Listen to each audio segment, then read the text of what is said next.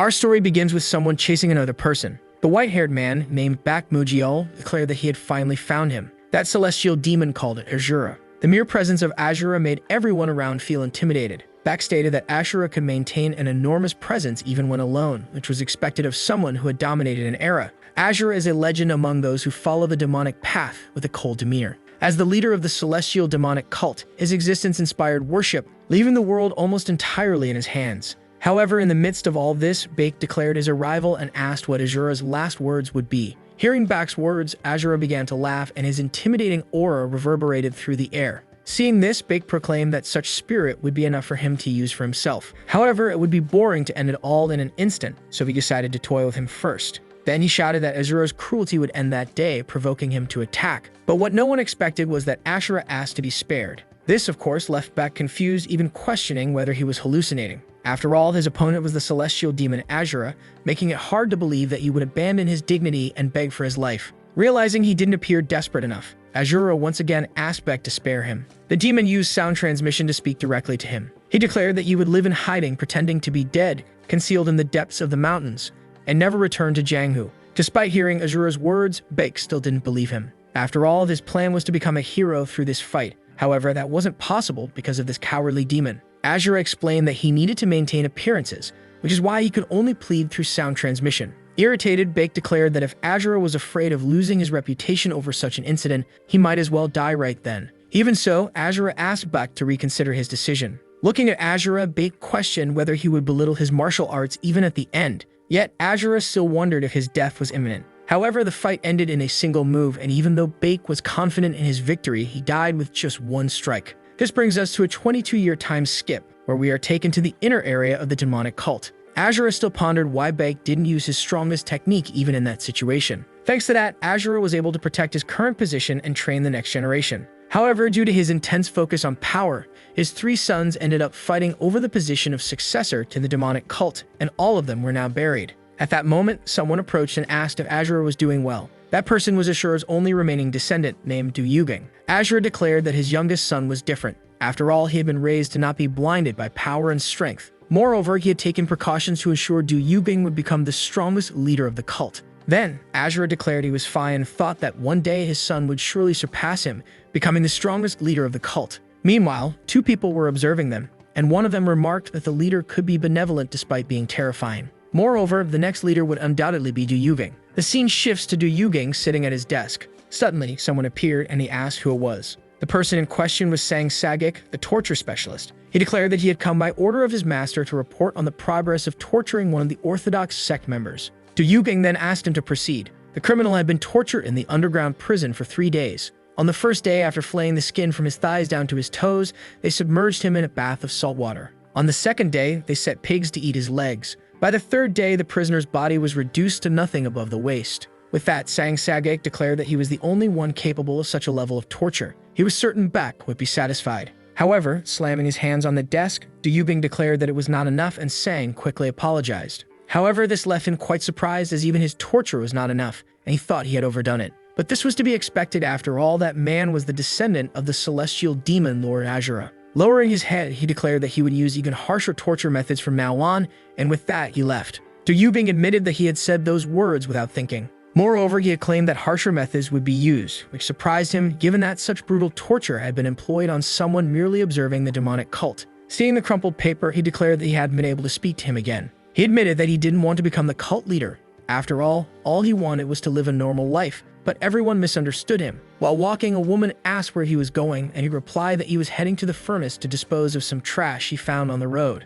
However, his words made her think he had encountered someone from the Orthodox sect, prompting her to want to deal with the trash. But seeing her reaction, Du Yuging explained that he had only picked up trash on the road and had nothing to do with the sect. He realized that at this rate, living a normal life would be impossible, so he would have to speak with his father, before his father forced him to take his place. At that very moment, someone called him. One of the 6 elders of the demonic cult, Somyan Magan, announced that Ashura was in critical condition, shocking him. In the blink of an eye, the protagonist found himself holding a portrait with his father's face. He began to wonder how things had come to this. Suddenly, the protagonist opened the door looking for his father. He rushed to his father's side and asked what was happening. The old man explained that the wounds from his previous battle had worsened, and as a result, he wouldn't hold on much longer. Opening his eyes, he asked where Yuhin was. Concerned, the protagonist pleaded with him to save his strength, seeing that he was struggling even to speak. Extending his hand, his father asked him to listen and declared that from that moment on, he would be the leader of the cult. Hearing this, the protagonist was deeply shocked, as among all the things he could hear, this was the worst.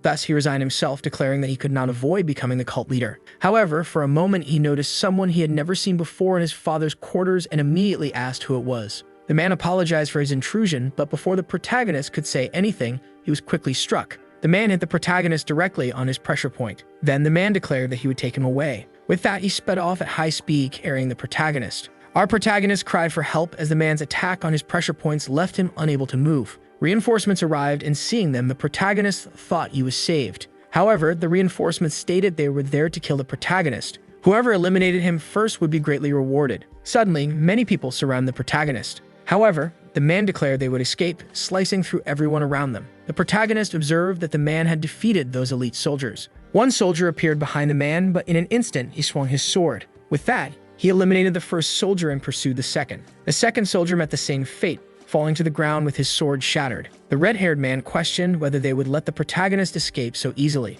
Then Somian Magun appeared, and the red-haired man, Umsen Siosang, the leader of the evil spirit hunting squad, declared that they would pay for this. The man beside him, Byung Weyoung, stated they would pursue them immediately. However, Somian declared they could kill the protagonist anytime they wished. But if he died, the demonic cult would face a great disaster. This was the plan of Azura and his disciple, Peng Qian. Somian announced they would not lose to the protagonist. Leaving the rest of the others, he instructed them to dispose of the bodies and gather the elders. Somian declared that the ceremony to ascend the 16th cult leader would begin. Elsewhere, Peng continued carrying the protagonist in his arms. The protagonist noted that an entire day had passed and asked who Peng was and why he was doing this. However, Peng explained that they would soon arrive in Shaanxi. Then he landed and released the protagonist's pressure points. Stretching out his arm, he wondered if he was finally free. Kneeling, Peng greeted the cult leader Du Yuging as his loyal servant and declared that he existed solely to assist the cult leader. Thus, he introduced himself, calling himself Peng Qian. Hearing the entire story, the protagonist declared that he had a question to ask and inquired about Somian Magun, who led the rebellion within the demonic cult. What Peng Qian revealed to our protagonist. Although Somian Magun had always been loyal to our protagonist, he had betrayed him. With that, the protagonist thought it was perfect. After all, if Somian Magun wanted to be the cult leader, there was nothing left but to accept it and step away from the cult to live a peaceful life. However, looking to his side, he declared there was a problem because of that man, so he would need an excuse to send him away. Pointing his finger, the protagonist declared that he had chosen the wrong person to dedicate his devotion to and explained that the cult leader was now Somian Magun. However, the man declared that the cult leaders were only him and Azura and demanded the protagonist retract his order. In response, the protagonist declared that he would have to obey, but despite that, he had not followed the order and asked if he was provoking him. At that instant, Peng advanced, and with that, a massive impact appeared. Peng slammed his head against the wall and declared that he would punish himself for it. The protagonist asked him to stop, but Peng declared he would continue until the protagonist ordered him to stop, which the protagonist eventually did. Looking at him, the protagonist asked what his father had done. He suggested staying at an inn and then descending the mountain, then asked how much money his father had left him. With a serious expression, Peng explained that he hadn't brought any money, so they would have to sleep in the mountains that night. Irritated, the protagonist asked if he wouldn't help him. But, without giving time to think, Peng declared that some people had come to welcome them. The man declared they were causing a huge commotion in the territory of the verdant forest and warned them not to think they would escape alive. Then some men began pointing their bows and arrows at them. The protagonist declared that this energy belonged to the elite members of the verdant forest bandits. With no other options, he decided to apologize to avoid worsening the situation. However, Peng shouted and declared they should shut their mouths and asked if they knew who this man was. Seeing Peng, the protagonist quickly thought it was all over. The protagonist approached Peng to ask what he was doing and declared that he should apologize to him before losing control. However, the man with an eye patch declared they should attack. Thus, his men attacked with their bows. Wielding his sword, Peng declared that they should shut up and launch an attack on them. The man ordered his men to retreat for now. But, without giving them time, Peng appeared behind him, telling him not to lose his head. Thus, he strangled him, but the protagonist seemed very reluctant and stated that he shouldn't kill people unnecessarily. Peng declared that he hadn't killed him, which the protagonist obviously doubted. Pretending to be that man, he declared that his master was exhausted and that they should take him to their hideout. Observing the entire situation, the protagonist declared that he had found a lunatic. Meanwhile, at the verdant forest hideout, Peng kicked the door open, and thus they saw 3 people in the back. Seeing this, the protagonist asked him not to be so rude. Bowing his head, Peng apologized to his master. The protagonist then apologized for arriving at night. However, upon looking at the woman in front of him, he asked if she was an angel because of her beauty. With that, he immediately thought she must be their hostage. After all, a woman as beautiful as her couldn't belong to the bandits of the forest. The protagonist quickly declared that they should rescue that woman at all costs. As he approached, the woman declared that it was a beautiful night. However, she wanted to know one thing: who were those two vagabonds? Obviously, hearing this left the protagonist shocked. However, the one who wasn't pleased was Peng, who quickly advanced toward her. But the woman wasn't weak. She quickly threw something at him. Peng cut one in front of him, and another appeared behind him. So he jumped and placed his sword in the middle of that thing, deflecting it back at the woman. She managed to dodge the attack, but obviously, an attack from them would cause damage. This left the woman quite irritated. However, appearing behind her, Peng declared that she had already lost. The woman asked if he really thought he had succeeded. Then the woman's henchmen surrounded our protagonist, declaring that he should take his hands off the woman. Otherwise, the protagonist's head would fall to the ground. Worried, Peng called out to his master. The woman soon saw herself as victorious, declaring that now he understood his situation. Everyone around the protagonist began to laugh, but it seemed he didn't find it amusing. Thus, striking one of the henchmen, he put the others on alert. Backing away from them, the protagonist declared that they weren't much of a threat. Peng declared that the protagonist had done well, but the protagonist said he had asked him to apologize, yet he hadn't listened. Realizing he had disobeyed his leader's orders, Peng immediately slammed his head to the ground, along with the woman. The woman declared that those two were worse than bandits and explained that no one would make her retreat. Once again, she laughed in their faces, but Peng didn't like it at all and quickly prepared to punch her, which consequently made her scream. At another moment, our protagonist was enjoying a nice bath, while reflecting on how unpredictable Jang-gu really was. Recalling what had happened, he declared that he didn't want to encounter her again. Finally, he stood up from the tub and got dressed. He declared that a lot had happened in just one night and all he wished for was to rest. However, what surprised him was that the woman offered her own room, and he remarked that he didn't expect there to be a hideout in the mountains. Yet had everything one needed, like a painting of a beautiful landscape, and an aromatic candle to relax the mind and body. Moreover, the most important thing was a soft bed to sleep comfortably, and the protagonist declared that this made him feel happy. But looking at his hand, he wondered what that was. And glancing to his side, he saw a woman who seemed more like an entity. Quickly, he called for Peng, who arrived promptly. Pointing to the woman, he wondered how he could have done something like that with a young lady. Peng declared that he liked her and that he would bring anything his master desired, but he quickly explained that he just thought she was pretty, though she had a foul mouth. The woman immediately began speaking rudely, declaring that he wasn't bad-looking and calling him over, which made the protagonist question if he had done it. However, he didn't want to dwell on it and promptly told him to release her pressure points. After a while, the girl felt relieved.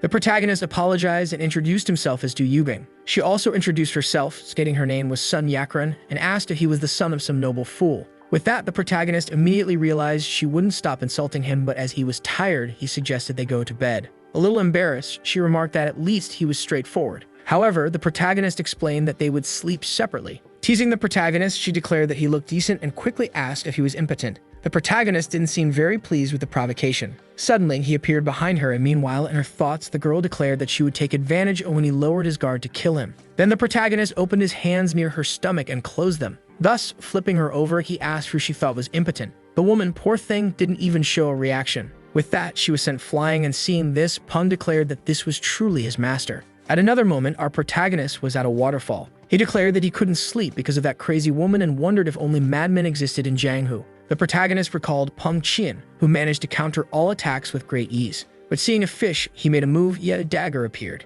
Making a hand signal, he looked to the side, declaring that if Peng stayed in Jianghu with such skills, without a doubt, he would meet a horrible death, as Peng could kill him at any moment. Even though his father had brought Jianghu to its knees, he only taught him the Silver Soul Slash. While reflecting on all this, someone appeared in the shadows, and then disappeared in an instant, which of course left the protagonist confused. But from behind, the protagonist felt something approaching. However, it was just Peng declaring that they should return. Falling to the ground, the protagonist felt relieved that it was only him. He declared that he had been tense without even realizing it. Then he asked Peng to sit next to him, to which Peng replied that he preferred to remain standing. But our protagonist said he had something to ask. He explained that his father never let him learn even the basic palm techniques, and of all the techniques, he was only taught the Silver Soul Slash. Despite this, his father named him the leader of the cult and asked how this contradiction made sense, wondering what his father had been thinking. Peng explained that the Silver Soul Slash was not a weak martial art and said that the protagonist possessed a profound inner strength. But the protagonist retorted, saying that with just that, it wouldn't be enough to dominate Jianghu,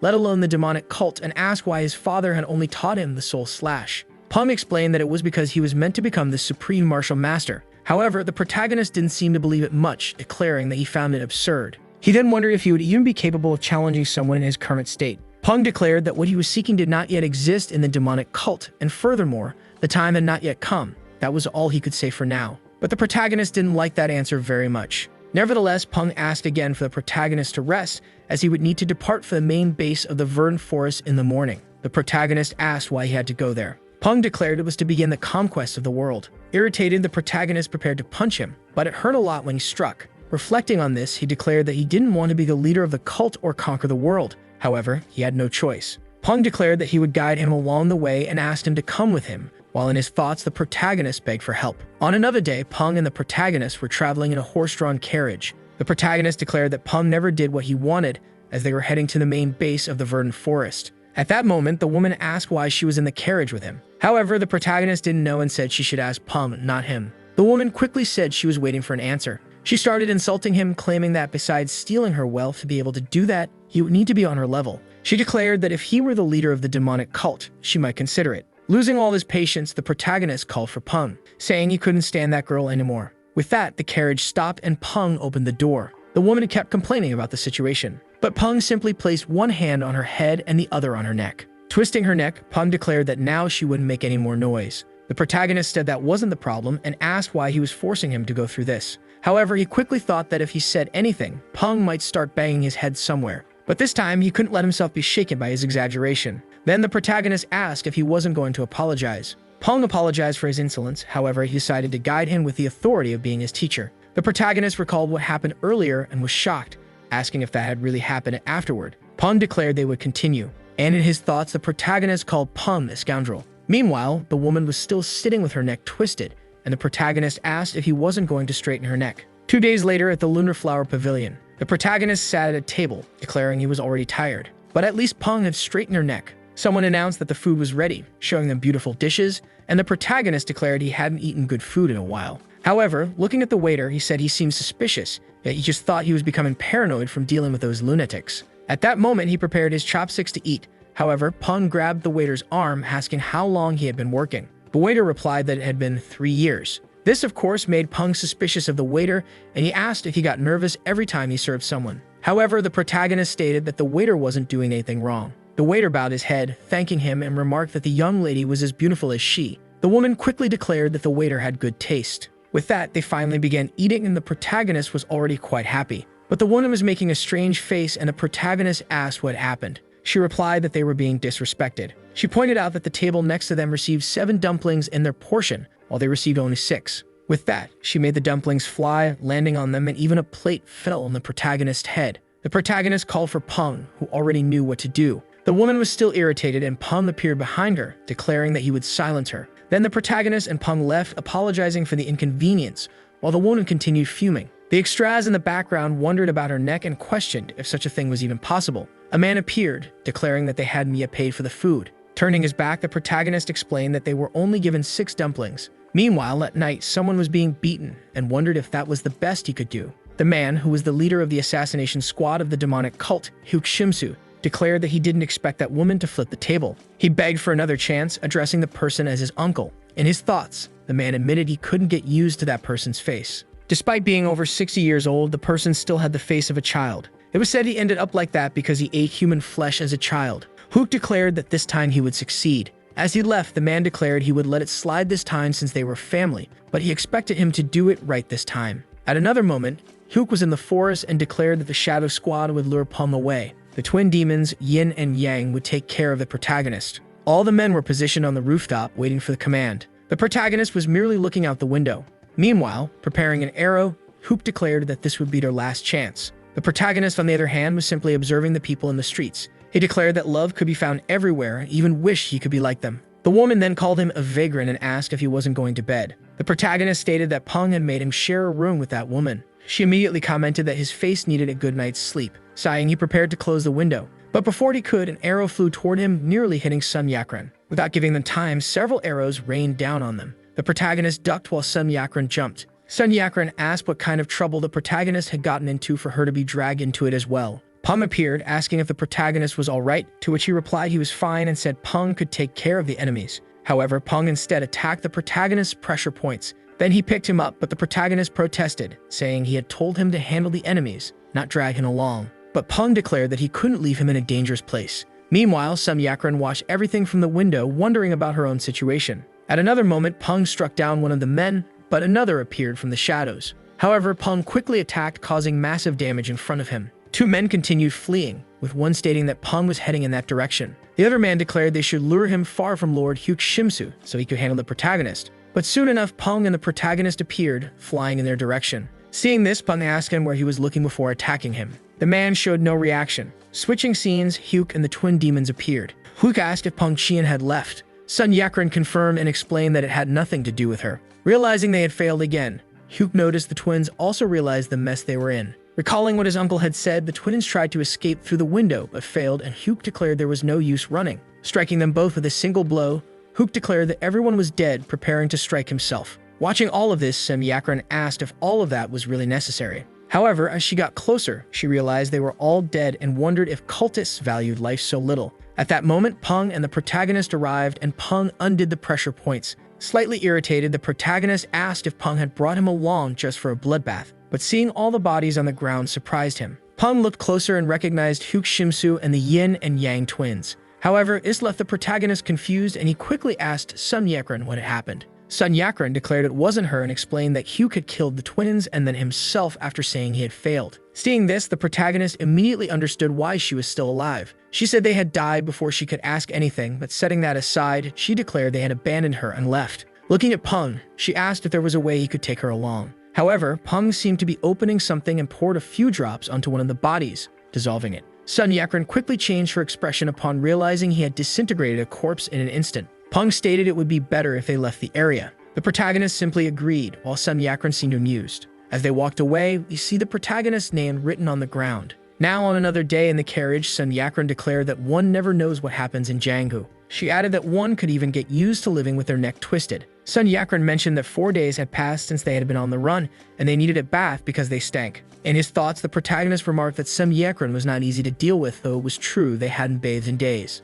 Thus, the protagonist asked Peng to head toward a stream, but Peng asked him to hold on a bit longer. However, the protagonist insisted and declared they should take the carriage to a stream immediately. Suddenly, the protagonist heard a voice and wondered what had happened. As he stepped out of the carriage, two people appeared and one of them apologized. The man introduced himself as Sang Pilwom and said he managed a martial arts academy in Xi'an. He explained that one of the wheels on his master's carriage had broken and asked if they could help. However, Peng began to draw his sword, but the protagonist told him not to kill innocent people and explained they would help. So Peng obeyed and picked up the other carriage, tossing it off the mountain. Peng declared that the obstacle was out of the way and explained that if they wanted the horse meat, they would have to climb down to get it. With that, Sang asked if they could give his master a ride, to which the protagonist agreed. The girl introduced herself as Ju Seulbin and thanked the protagonist for his kindness. Opening the door, the protagonist invited her to enter first. But Ju immediately noticed Sun Yakran and screamed. However, like a gentleman, the protagonist assured her she had nothing to worry about. Thus, the two sat in the carriage while Sun Yakran remarked that Ju was gorgeous and assumed she must attract many men, to which Ju replied she did not. A little irritated, Sun Yakran said all Ju seemed capable of saying was no and remarked that fear had probably paralyzed her brain. Seeing this, the protagonist thought that it would be strange not to be afraid. Looking at Ju, he wondered how to diffuse the awkward atmosphere. However, Ju addressed the protagonist as the young leader of the cult. Hearing this, he wondered if she was a member of the assassination squad sent by the cult. Ju asked him to promise not to make any noise no matter what she said. At that moment, the protagonist wondered what they were plotting. The protagonist asked if they had come to kill him, but Ju denied it. Yet before she could say more, Peng appeared, declaring that she was dangerous. He grabbed Ju, which led to her death. The protagonist asked if she had taken poison, to which Peng confirmed, saying it was faster than striking a vital point. Sun Yakran immediately questioned who they were, noting that everyone around them seemed to end up dead. Looking at her, Peng knocked her unconscious. Afterward, Peng apologized for not having done so sooner. However, what the protagonist truly wanted to know was about Sang Pilwon, who stated that he had asked him 2 questions via sound projection. However,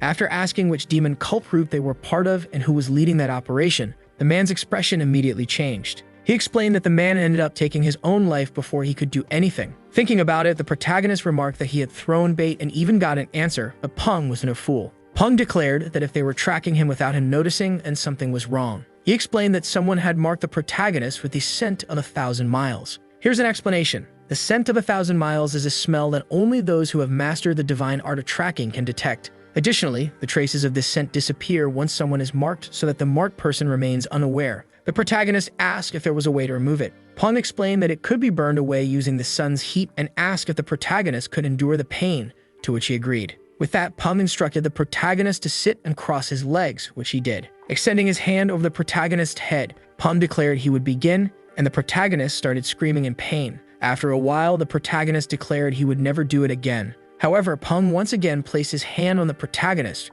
which puzzled him since he thought it would only take a short time. Peng explained that yes, it would, as they only needed 15 more minutes. With that, the protagonist declared that Peng seemed to be enjoying it. Now, shifting scenes, a person realized the scent of 1,000 miles had vanished, and upon seeing the message on the stone, he became angry. The man declared that the cult leader's orders were wrong, as he should have simply assassinated the protagonist. Instead, he had to fulfill the leader's wishes to secure Du Yuvang's freedom. Kicking the stone, he wondered how the demon cult had become so merciful. The man then called for Hyopio and poured a few drops on himself. He declared that he had marked himself with the scent of 1,000 miles and would begin tracking the protagonist, instructing Hyopio to head to Shaanxi, report the situation, and request reinforcements. Additionally, once he completed that task, he was to return to the cult, which clearly surprised Hyopio. Hyopio even asked if that was all, but the man refused to discuss further. Frustrated, the man declared that when the time came, he would head to hell along with Peng Qian and affirmed he would bypass Peng to deliver the leader's orders to Yuvang. Now back to the protagonist, he declared that he had burned himself entirely because of it.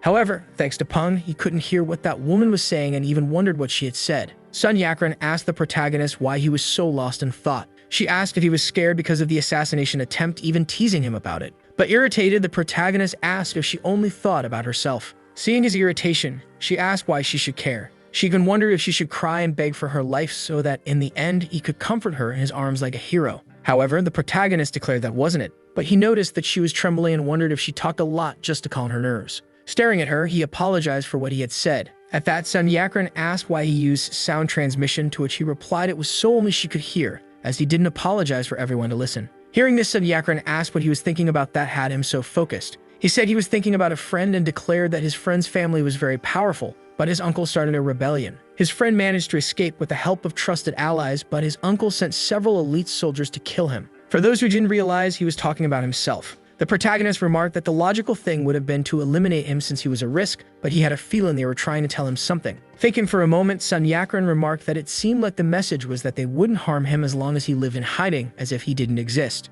At that, the protagonist began reflecting on the situation. He asked if that was truly the case, as elite soldiers from the demon cult missing their target was practically impossible. With that, he even remembered the moment when that woman was trying to tell him something. She declared that she had no intention of killing him. However, Peng interrupted the protagonist's thoughts, declaring that they should take a break. The protagonist stated that he had finally understood what they wanted, so there was no need to be afraid. He apologized to Peng and his thoughts, but for the sake of his freedom, he would leave. At another moment, someone delivered their food. Sun Yakran declared that Peng had finally learned. However, she immediately started eyeing the food, questioning whether the portion at the other table wasn't larger. But the protagonist noticed something and told him to wait. Looking to the other side, he wondered who those warriors were. The waiter explained that they were from the Cloud Tiger clan and declared that the warriors there were renowned and famous for their martial arts. He assured them that they could relax. The protagonist stated that the Cloud Tiger clan was skilled in martial arts, so they would suffice. Thus, they could keep Peng occupied. After using an energy attack on Peng and then provoking the Cloud Tiger clan, he would use Peng as a distraction to escape. The protagonist declared that even though energy attacks could destroy rocks, since Peng was strong,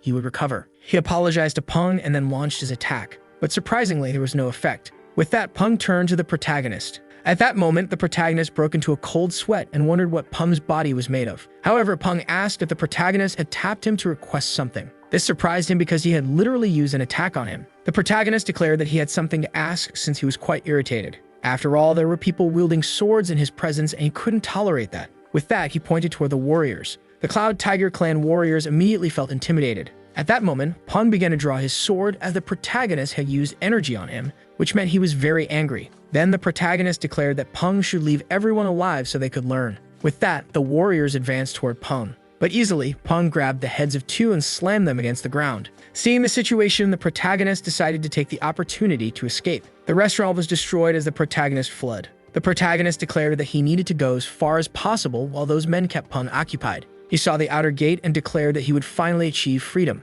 However, guess who appeared? Peng declared that the protagonist's body lightning technique was excellent. Yet the protagonist slipped, but Peng managed to catch him. The protagonist asked how Peng had reached him so quickly and questioned if he hadn't obeyed his order to take them all alive. But then Peng affirmed that they should return. So they finally went back, and the warriors of the clan knelt, begging to be punished for their insolence. Peng seemed very satisfied with his work. Meanwhile, in his thoughts, the protagonist declared that he had trusted them to enable his escape, not to be begging for forgiveness. However, one of the warriors declared that he would attack the protagonist when his guard was down. But the protagonist grabbed the man's head and slammed it against the ground, affirming that they didn't deserve forgiveness for what they had done. Meanwhile, Peng seemed pleased with the entire situation. The protagonist declared that he would kill them all. The next day, the protagonist sat devastated in the carriage. He realized that neither the elite of the demon cult nor his energy attacks could do anything against Peng. The protagonist declared that he was incapable of escaping Peng Qian. Sun Yakren called out to the protagonist. Seeing it all, she asked if the protagonist truly wanted to kill Peng.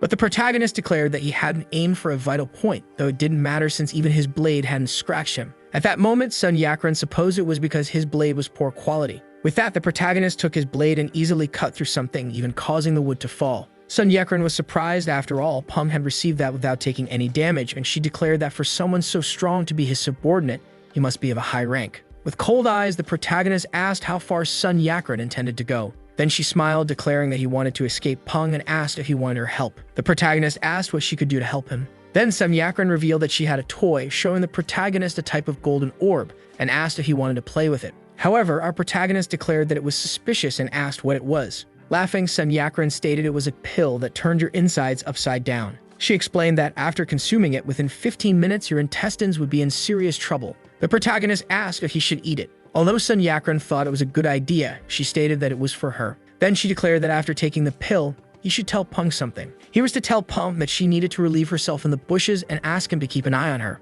That way she would go as far away as possible, and so would he. At that moment, Peng would look for the protagonist, and taking advantage of the situation, she would escape too. Sun Yakren declared she would keep him occupied for an hour and affirmed she would take the pill for him. The protagonist thanked her for the consideration but declared he felt sorry for her stomach. She told him to forget about it, and they had to show Peng what it meant to be betrayed. With all that said, the protagonist declared they should begin and thanked her for her help. However, Sun Yakren declared that he should pay her back later. Then she swallowed the pill, which quickly took effect. Sun Yakren asked for the carriage to be stopped. Then seeing Peng had stopped, the protagonist already thought about the next step. However, Peng seemed not to believe it and even questioned whether they thought he would fall for it. The protagonist declared that the situation was terrible and asked Peng to stop the carriage. However, Peng declared the protagonist should not fall for Sun Yakren's words. Despite this, the protagonist declared he needed to stop and ordered him to do so. He kept banging on the door, asking for the carriage to stop, while poor Sun Yakren was crying. Sun Yakren was feeling so bad that she even cursed at both of them. Then the pill took greater effect, making her scream.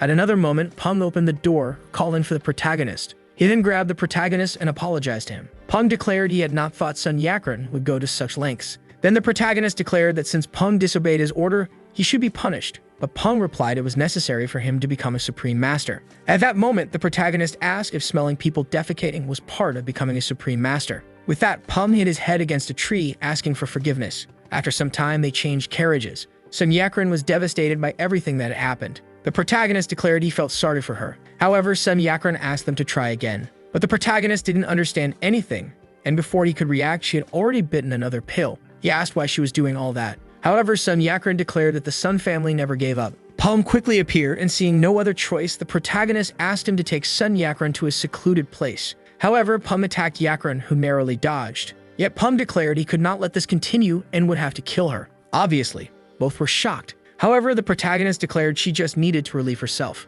Then our protagonist asked if Peng would disobey another order of his. With that, Peng lowered his weapon, apologized, and declared he would follow orders. Thus, Peng took Yakren to a secluded place. Taking advantage of the situation, our protagonist began to flee and declared that Yakren's sacrifice would not be in vain. The protagonist declared that if Peng used the lever technique, he might catch him. So he stopped at a place, looked around, and declared that it would be a good spot to hide while grabbing some leaves. Peng appeared, declaring that the protagonist's tracks stopped there. He wondered where our protagonist had gone, while the protagonist listened from the bushes. After some thought, Peng declared that the protagonist couldn't have escaped and must have been kidnapped. As he moved forward, he declared that those responsible wouldn't be forgiven. The protagonist soon realized that Peng had left. Thus, he declared that he just needed to stay calm and remain in that spot. With that, he started counting. After a while, our protagonist counted to 20,000 and declared that Peng must have gone away by then. But to his surprise, Peng was by his side and declared that the protagonist had mastered stealth techniques. Sweating cold, he declared he only did it because Jianghu was madness,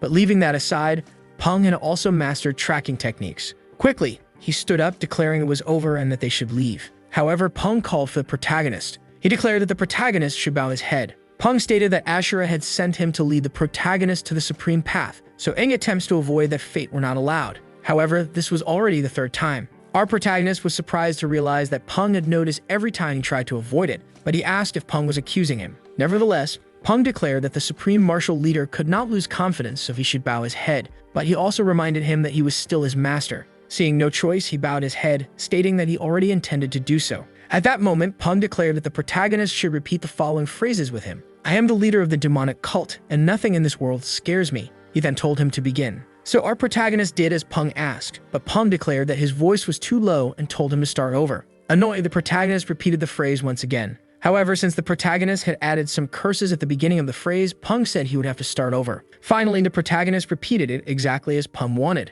Later that night, the protagonist complained that all of his problems were caused by Peng. Moreover, Sun Yakran had also suffered, as Peng had struck her pressure points, leaving her unable to move for hours. Our protagonist acknowledged that Yakran had suffered greatly as well. Suddenly, Peng announced that a carriage with a broken wheel was blocking the road. A man introduced himself as Qian Wunjiang and said he needed assistance. Yes, once again, the same story as before. How would our protagonist deal with this? Realizing that this was happening again, he declared that people lacked creativity. The protagonist told Peng to do the same as the last time. Thus, Peng picked up the carriage and threw it down the mountains. Our protagonist urged everyone to get in quickly. After they boarded the carriage, a girl introduced herself as Wang Yuak and said she would be in their care. The protagonist commented that she was polite. Using sound transmission, he told her to remain quiet so she could survive. He even advised her not to throw her life away on things like this. However, Wang replied that she wouldn't be there if she were afraid of death. The protagonist called her an idiot and asked if she understood why Peng had let her in. He said it was to ignite a flame of hope only to extinguish it completely.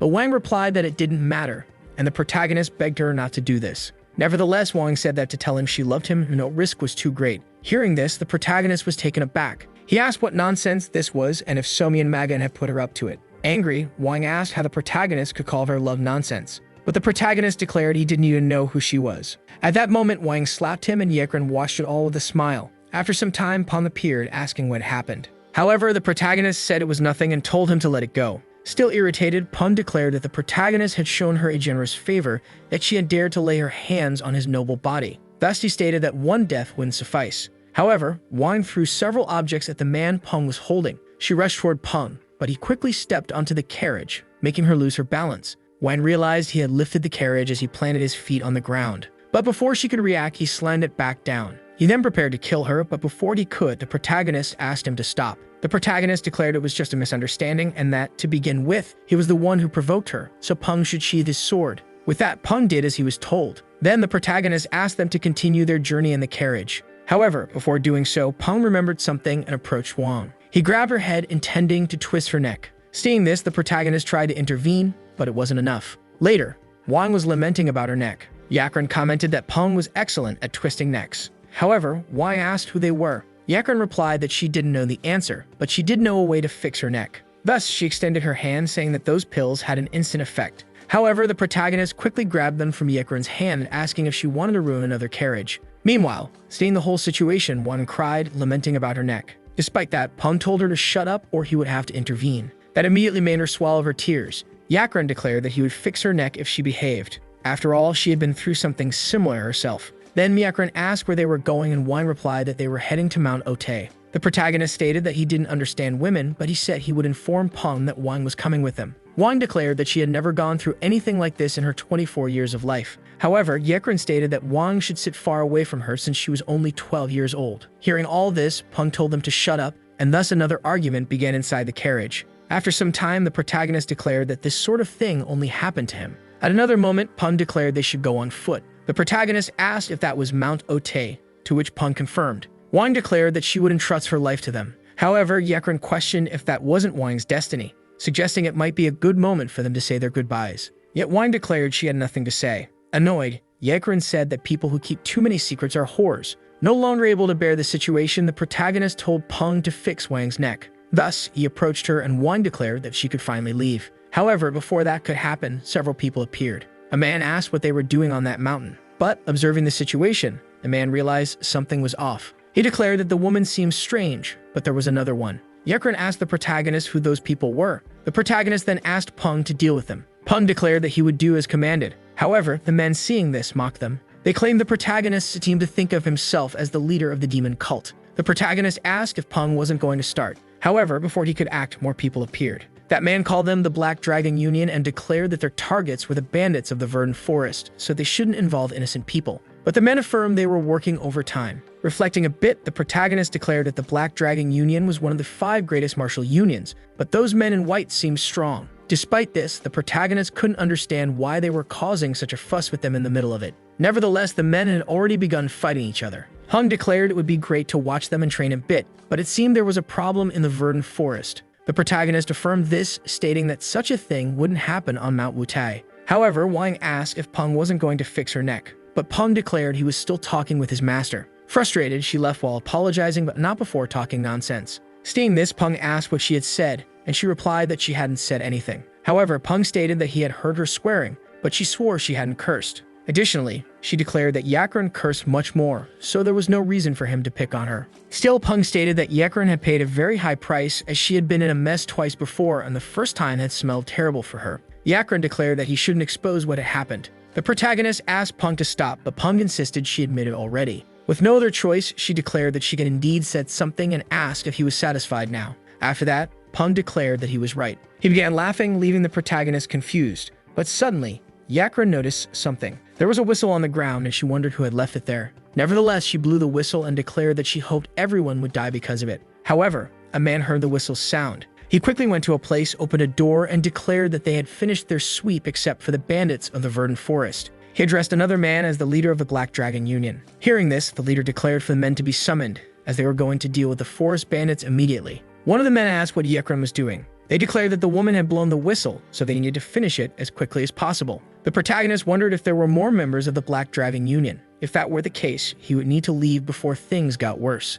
However, the situation didn't seem very favorable for our protagonist. Still, the protagonist declared that they should let Wang go. So Peng complied and Wang declared that she was finally free. Lowering her head, she thanked Peng, though not without cursing him in her thoughts. However, Peng told her not to thank him, and then he struck Wang's pressure points. Seeing this, the protagonist asked why he had made Wang crawl on all fours while Yekren laughed at her. Peng stated that she had insulted him, and as his property, it was the same as insulting the protagonist directly. However, the protagonist didn't understand anything and declared that Peng shouldn't do whatever he pleased, as despite being his master, he never obeyed him. Still, Peng declared that they should head to the mountain quickly. Irritated, the protagonist ordered them to leave immediately. Yekren bid farewell to the men, but they didn't understand anything and even wondered who those people were. After some time, the protagonist declared that they were right in front of the bandits' lair. However, the protagonist noticed something and asked what was going on. Peng declared that he was counting the number of enemies ahead of him. After finishing, he stated that there were about 500 people. Hearing this, the protagonist declared that it would be impossible to reach their lair. But despite this, Peng declared that he could destroy the entire Black Dragon Union. However, if they went together, he feared the protagonist might get hurt. So the protagonist declared he would wait right there. With that, he suggested finding a good hiding spot, but Peng began digging. The protagonist asked why he was digging a hole. Peng affirmed it was time to use his technique again, as earlier, he had been hiding in a bush to train stealth arts. At this, the protagonist asked if that technique involved burying himself in the hole. Yekren asked what was happening, but seeing Peng digging that hole, she declared that she couldn't be buried, simply because she was far too attractive for that. However, Peng didn't let her escape and quickly grabbed her, tossing her into the hole. Peng declared that everything was ready. He then threw the protagonist into the hole as well. Meanwhile, elsewhere, a man from the Green Forest scouting squad asked what was going on. One of the men called out to Kwang Sa and asked how things were going. He affirmed that they were still waiting for the 7 ghosts of Wushan. She and Ung declared they intended to attack as soon as reinforcements arrived. With that, the man announced that reinforcements had arrived. However, there was only one man, and he wondered if Peng was one of the 7 ghosts of Wushan. But even from that distance, the man could feel that Peng's martial arts were absolutely incredible. The leader then asked who he was. However, he didn't seem to care and ordered his men to take him down. But when all the men charged toward Peng, he quickly defeated several of them. The other men rushed to him, but Peng grabbed one of the men's arms and used it to throw him at another. Even with bloodshot eyes, one man declared that such a trick wouldn't work on him. However, in the blink of an eye, the man was sliced in half. The squad leader, seeing no other choice, also charged at Peng. But Peng was faster and threw the arm at him, sending him flying. One of the men declared that Peng had easily defeated the leader of the Union. With that, he declared that the rest should attack him. However, Peng merely wielded his sword and created a massive shockwave. The remaining men declared that he had destroyed the entire Black Dragon Union in one strike. He declared that not even the 7 ghosts of Wushan could accomplish such a feat and wondered who this person could be. At that moment, he ordered one of his men to report this to the headquarters. Watching everything from above, Hook's uncle declared that taking the head of the Black Dragon King wouldn't be difficult.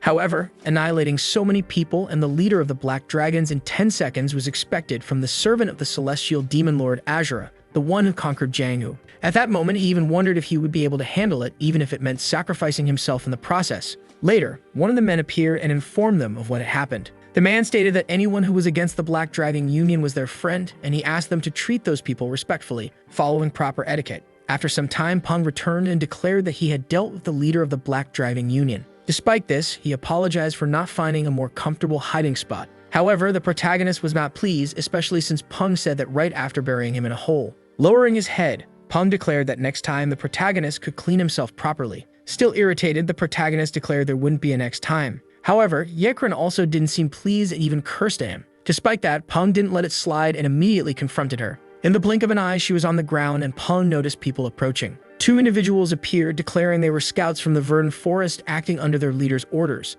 However, the 2 noticed a woman lying on the ground and even questioned if they were carrying a corpse with them. Ignoring this, the man asked if he had encountered the person who annihilated the Black Dragon Union. The protagonist even wondered what he was talking about. But then Peng declared that he would have to gouge out their eyes. The protagonist quickly realized Peng was losing control again. However, Peng declared that a supreme being must be perfect, so they couldn't allow anyone to see him dirty. The protagonist, however, declared that he was dirty precisely because of Peng and asked if he had really annihilated the Black Dragon Union. Peng explained that they had resisted, so he was forced to act against them. He claimed that the only thing capable of stopping them was death. Although it was a tough decision, he declared that those people didn't value their lives. Thus, he had no choice but to honor the last wish of those brave warriors. After this speech, the protagonist even began to believe Peng's story. This, of course, surprised the 2 men. Then Peng called the 2, stating that they should take him to their leader. Realizing they were in trouble, the men had no choice but to comply. Now switching scenes, their leader appeared. He wondered if this was the warrior who had annihilated the entire Black Dragon Union.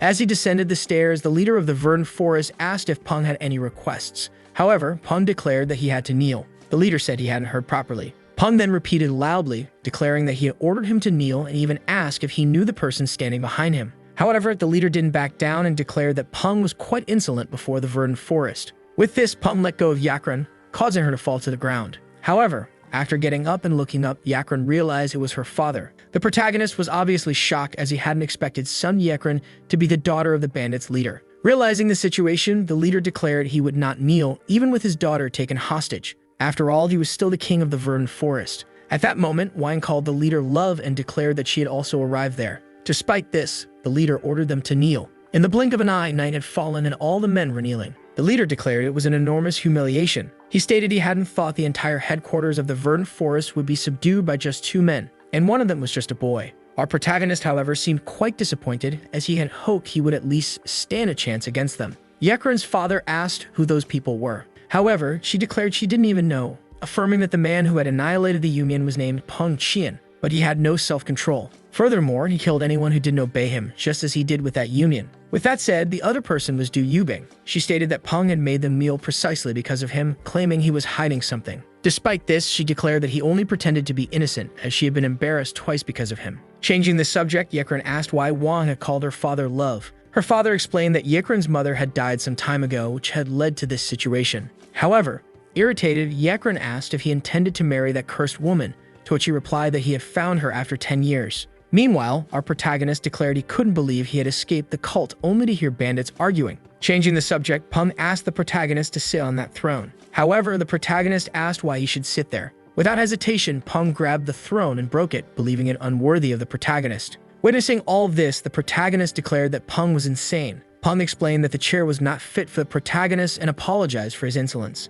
However, the men of the Verdant Forest were displeased to see Peng destroy it. They advanced toward him, declaring it was unforgivable as their leader watched. When the men reached Peng, one of them attempted to stab him but failed. Suddenly, with an intimidating expression, Peng asked what was going on. He asked what the man had said earlier. Seeing no choice and sweating nervously, the man admitted that offering a throne unworthy of the protagonist was indeed unforgivable. Peng then asked if the others felt the same, prompting them to quickly bow their heads in agreement. With that settled, Peng declared he had no issues with them. However, he warned that if they didn't bring a throne worthy of the protagonist, they would share the same fate as the throne he had destroyed. These words shocked the men, who quickly understood his message. Yakren, on the other hand, smiled like a lunatic, asking if her father had seen that. Her father remarked that Peng lacked common sense. He then declared that if they wanted to survive, they would have to obey. Later, a new throne was brought. Peng asked the protagonist to sit while the others watched. However, the protagonist said nothing. Peng grew nervous and asked if the throne was not to his liking. Just hearing this made the men tremble.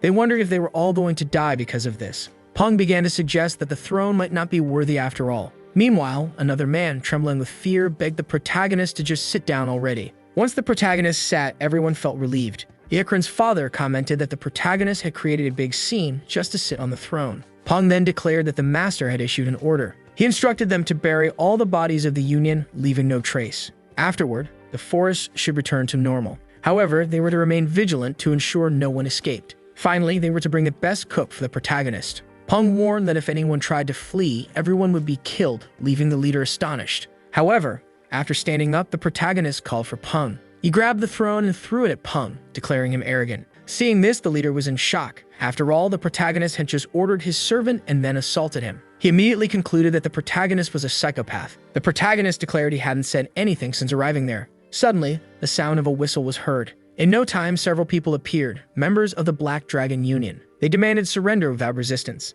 but the men quickly grew confused. After all, there were only Black Dragon Union members in that place. However, without delay, the leader ordered them to kill everyone. Shifting scenes, a person declared they already wanted to deal with that man. However, they were curious about the 5 individuals they had faced. Their formation was quite peculiar, and the man speaking belonged to the Murong clan. His name was Murong Wungshan. Another man from the Peng clan of Hebei, Peng Amarok, remarked that one person crawled on all fours and the other, despite being beautiful, spoke like a bandit. Additionally, there was someone from the Jagal clan named Jagal Samyan. He'd also mentioned that there were 2 others, but by now they were probably dead. Then Nangung asked why they were fighting. Murong replied that young people should focus on improving their skills. Suddenly, several people appeared announcing they were looking for the cook. Murong asked if they were bandits. Jagal remarked that Mount Wutai must be surrounded by the Black Dragon Union. A man declared that they would take the cook and that anyone opposing them should take it up with Mount Wutai. However, Namgung declared that they should take a look. Upon leaving, they noticed that most of the cooks were being taken away.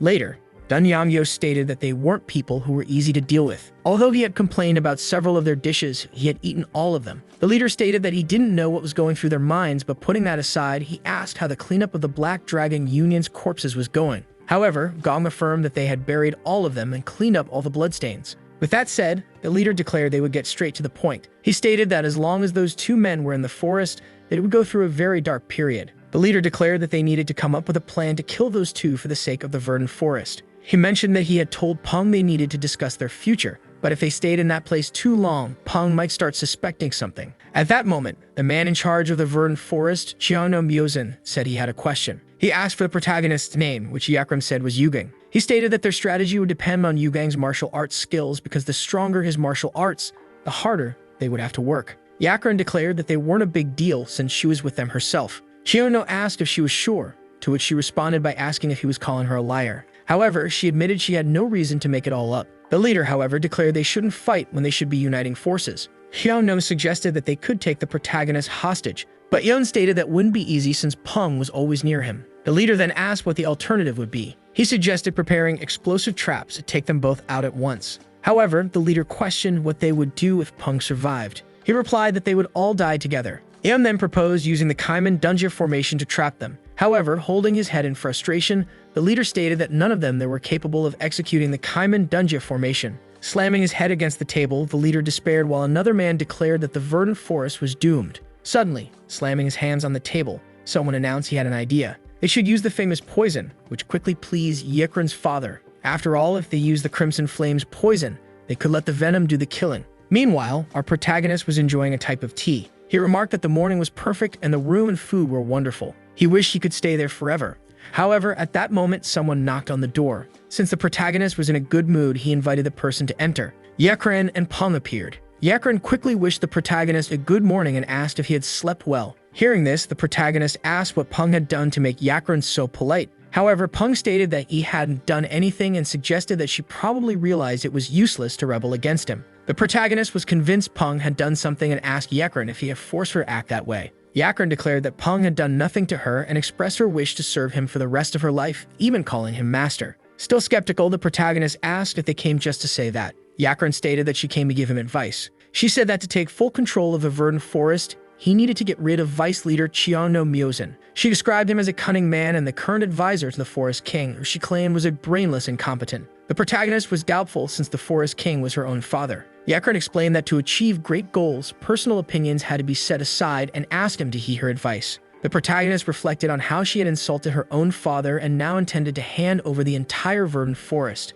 This idea nauseated him. Yakran then stated she would return if she had a better idea and left. After the door closed, Peng declared that it would be better to eliminate Qian no Myozin as soon as possible. The protagonist asked if killing was all Peng ever thought about, suggesting that imprisoning him might be more useful. However, upon saying this, a protagonist asked what had happened, quickly thinking that Peng might rebel against him. However, Peng stated that he had made them bow yesterday using the throne and moreover, that today he had ordered him not to kill Qian no Myozin. Hearing all of this, the protagonist was convinced Peng would attack him. Nevertheless, Peng declared that his humble servant was impressed. He said the protagonist had demonstrated true authority over the verdant forest the day before, in addition to deciding to see the usefulness of Qian no Myozin today. Furthermore, he expressed words of respect and admiration for him. Hearing this, the protagonist decided to play along and declared himself a genius. Then the protagonist stated that he had survived, though he admitted he was likely being influenced by Peng's madness. At that moment, Peng declared that he would speak with Qian no Myozin. Soon after, it brought the man before them.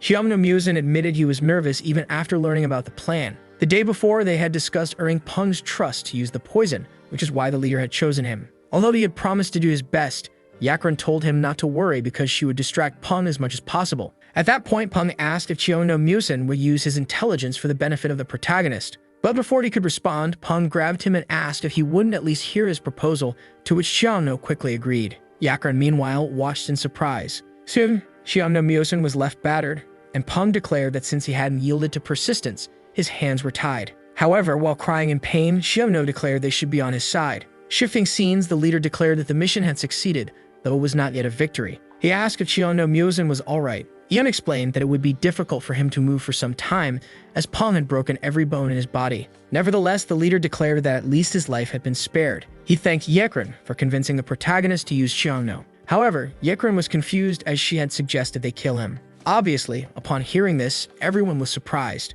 Yakran declared that it would ensure the threat was gone. She also stated that she had realized something while walking with Peng Qian. She said that if things went wrong, they would all die. Changing the subject, the leader asked about Yugang, as he was known for never missing a meal. One of his men confirmed this. He also stated that Peng had dined with the protagonist, meaning they could poison both at once. However, the leader asked if that wouldn't raise suspicion. The man assured him it wouldn't. With that, the leader asked if the Crimson Flame poison was ready, to which the man confirmed. The leader then declared that they should prepare the Last Supper. In the next scene, the protagonist is shown looking at the sky. At that moment, Peng appeared and the protagonist asked if he had killed Qian no Myozin. However, Peng declared that he hadn't and moreover had resolved everything through dialogue alone.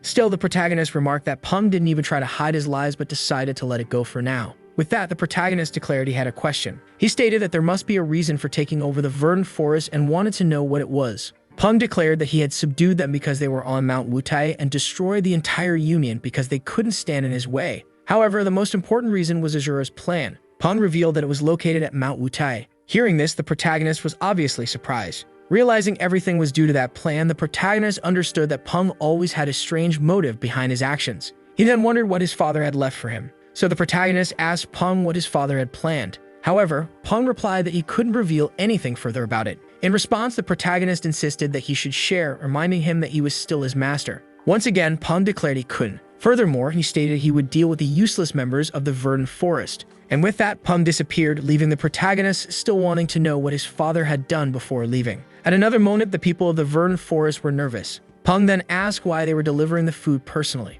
Earlier, the leader had looked at the dish and declared it was a beautiful plate of seasoned pork intestines. The cook stated that he had worked so hard on that dish that he had poured his soul into it. Laughing, the leader told him he could leave and the cook left gratefully. Afterward, the leader called for Yun, who was already carrying the poison. Taking the poison, he poured it onto the dish. The leader then asked if the poison was effective. Yun responded that he had tested it on 3 wild boars earlier and declared that with just 1 drop of the poison, all 3 boars had died. Smiling, the leader declared that today would mark the end of their humiliation. Returning to the present, the leader declared that he was merely a servant of his master. which was why he brought the meal personally to demonstrate his loyalty. He then asked Peng to let them in before the food got cold. However, Peng declared that he would taste the food first to ensure it wasn't poisoned. Hearing this, they were obviously shocked. Yakran then declared that this was a great opportunity since Yugeng wasn't a martial arts master. If they managed to eliminate Peng Qian, the protagonist would become an easy target. As Peng ate, the leader laughed, saying he should eat a lot to ensure he got poisoned. However, Peng laughed as well, declaring there was no poison and that the food was delicious. Seeing this, they were immediately in shock, realizing he had immunity to 10,000 poisons. With this, their plan fell apart. Yakran's father then asked if Yugeng also had immunity to 10,000 poisons. Crying, the leader asked if he would die from that poison. Yakran declared that they were doomed. If Yugeng ate the food and died, the entire forest would disappear from the map. Yakran then suggested that her father pretend to trip and drop the tray. Her father complied, but Peng caught the dish. He declared that the leader should be more careful. Additionally, since it was a special dish, Peng stated that he would personally deliver it to the protagonist. The leader insisted on delivering it himself, using the excuse of wanting to show his loyalty. However, the leader was crying and Peng even asked him why. The leader declared that he deeply wished to deliver the meal personally to the protagonist, to which Peng responded that his loyalty was admirable. Still, Peng gently demanded that the leader hand over the plate before he dealt with him. Devastated, they complied. Yakran mentioned the antidote and the leader affirmed they needed to get it and destroy all of them. Yakran declared that they should pretend to be victims of the poison as well. They should poison the well and get rid of the antidotes. Yakran stated it was better for a few people to die than for the entire forest to be destroyed. She then said she would distract Peng and instructed her father to jump into the well with the poison. Her father quickly complied. Peng, now by the protagonist's side, declared that he could eat. However, Yakran appeared with another plate and declared that the protagonist should eat it as well. Seeing the protagonist about to eat, she asked M to eat his portion first. This way, both Yugeng and the verdant forest could survive. Inventing an excuse, M claimed he had a neck ache. This obviously irritated Yakran. Without delay, the protagonist was about to eat. However, Yakran asked if she could also eat some. Peng declared that she shouldn't say such nonsense, but Yakran insisted she only wanted a small portion. She argued that they had spent so much time together that it wouldn't be too much for their relationship. Losing his patience, Peng started shouting, saying she just wanted to eat some. Peng, now irritated, refused her request. The protagonist intervened, asking Peng to stop as he didn't want a scene at the dinner table. The protagonist declared he would set aside a portion for her on another plate later. Yakran thanked him and felt relieved.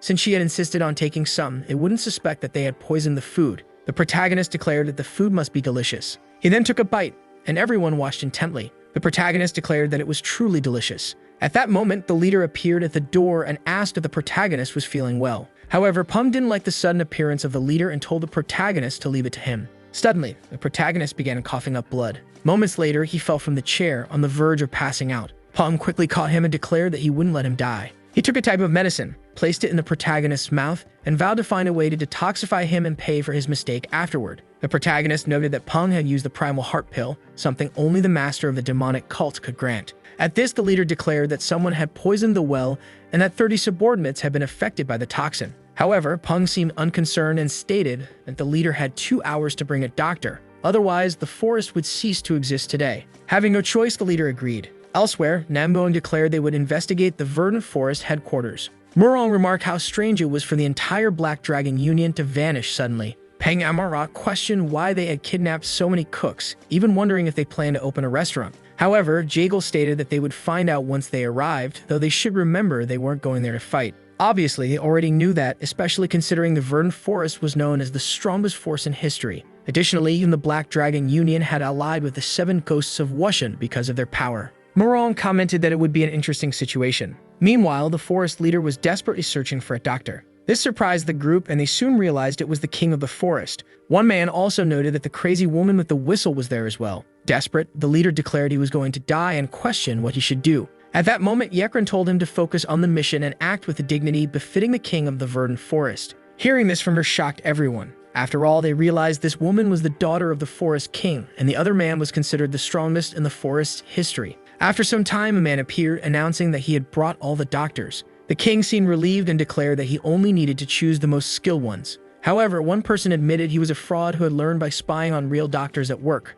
Another declared that he had become a doctor solely to kill patients. Yet another admitted he wasn't a real doctor and only worked at a market fair. Seeing this, the doctors began making every effort not to be chosen. The king then ordered them to bring the person who had gathered these 3 and take them to the mountain. He warned that anyone who didn't want to die should start finding better candidates. While others looked out the window, they couldn't make sense of the situation. First the cooks, and now the doctors. Moron asked who was injured as the king seemed to be in good health. Returning to the protagonist, several people appeared. They quickly noticed he was in critical condition, barely clinging to life. Peng, visibly displeased, demanded to know why they were staring. One person shoved Peng aside and the doctor asked who had pushed him. It turned out to be the king of the verdant forest himself. With no other options, the doctor declared he would check the protagonist's pulse. Peng warned that if he failed to cure the protagonist, he wouldn't leave alive. After examining the pulse, the doctor stated they needed to identify the poison used. He explained that there were various toxins and their combinations created numerous possibilities. However, Peng Qian declared there was no time for explanations. After pricking the protagonist's finger to collect blood, he declared he could identify any poison by taste. He then licked the blood. Suddenly, the doctor collapsed, coughing blood as well. This shocked Peng. The king grabbed the doctor from behind and revealed that he was also a fraud posing as a physician. An elderly man approached and declared that the poison wasn't of animal or plant origin. Peng Qian asked what kind of poison it was. The man explained that it seemed to be a mixture of various toxins, but his knowledge was limited, so he couldn't give a precise answer. He added that while the immediate danger might have been avoided, the real problem would arise in the future. Peng asked what he meant by that. What he stated was that if they didn't find an antidote, the protagonist would die within 3 days. However, the protagonist opened his eyes and declared that his plans for a peaceful life had gone down the drain. He also mentioned that, on top of that, he wouldn't be able to see the sunrise over the weekend. Peng then asked if the man had said the protagonist only had 3 days, which he confirmed. Peng declared that the forest king should kill all those doctors. Hearing this obviously shocked the doctors. The old man started begging for his life. Peng Qian asked why he should spare him and declared that the old man should be the first to die. Before the forest king could act, the old man declared he knew of a divine doctor. Hearing this intrigued Peng, who asked what he was talking about. The old man affirmed that the doctor could cure any disease in the world and that his name was Weizhen, the divine doctor. Peng Qian asked for more information about this doctor. The old man reiterated that Weizhen could cure any illness in the world. However, the forest king seemed skeptical, stating that Weizhen had died a long time ago. The old man questioned whether the king had seen Weizhen die with his own eyes. The king admitted that he hadn't heard any news about the man for 20 years. The old man declared that he had seen Weizhen and even swore by his entire family that he was telling the truth. Hearing this, Peng Qian became more interested in the story. Lowering his head, the old man declared that the doctor's skills were absolutely incredible. However, he asked them not to tell Weizhen that he had shared this information with them. Peng Qian affirmed that he didn't even know Weizhen, which seemed to relieve the old man. He then stated that Weizhen was living on Longqiu Peak, in the Vale of the Water Vale. Peng Qian declared that this location was quite close, then instructed the forest king to prepare something to carry a body. Just hearing these words shocked the doctors as they thought Peng Qian intended to kill them and wrap them up in pieces. Peng Qian demanded silence and declared that he needed something to carry the protagonist with him. Seeing all this, the protagonist declared there was no need to hurry, but he could only manage a single word. Peng Qian misunderstood and thought the protagonist had said to hurry. He declared that the protagonist's condition was critical and rushed everyone. The protagonist tried to clarify, but Peng misinterpreted again, thinking the protagonist said they were being too slow. Peng Qian approached the protagonist and declared they would leave immediately. He then picked up the protagonist and declared he would be careful. However, ironically, after saying that, he tied the protagonist tightly behind him. The protagonist even thought you might suffocate to death. Yakran, seeing this, questioned whether the protagonist was still alive. Peng Qian ignored her and declared they were leaving. With that, he leaped onto the wall, breaking it. This surprised everyone since he had claimed he would be careful. Yakran asked her father why Peng Qian was so serious. He replied that it was because Weizhen was alive and that Peng was going to find him. Yakran was shocked and declared they needed to follow him. After all, the verdant forest would be doomed if the protagonist died before reaching the doctor. Additionally, they needed to appear as loyal servants. The forest king agreed and instructed them to summon the entire council. Elsewhere, 4 people were walking through the forest. Namgong declared there was no sign of the Black Dragon Union nearby. Peng added that there was no trace of the verdant forest either, but before he could continue, something swiftly passed between them. Namgong asked what it was and Jago replied that it seemed like a person. However, he explained it was moving far too quickly to be human. Namgong suggested it might have been a ghost or a wandering spirit carrying something on its back. Suddenly, 2 more people appeared, startling the young man. Peng declared that it was the forest king and his daughter. They began to grow suspicious, noting that everyone from the verdant forest was indeed from there. Shortly after, 7 people dressed in black rushed past them overhead. Peng asked what was happening to make so many people hurry. Namgong declared that those 7 individuals were the 7 phantoms of Wushan. However, Jago remarked that they had walked right past them, leading them to wonder if they were invisible to everyone. Suddenly, a figure appeared and Namgong asked what a child was doing there. However, he stated that it didn't matter.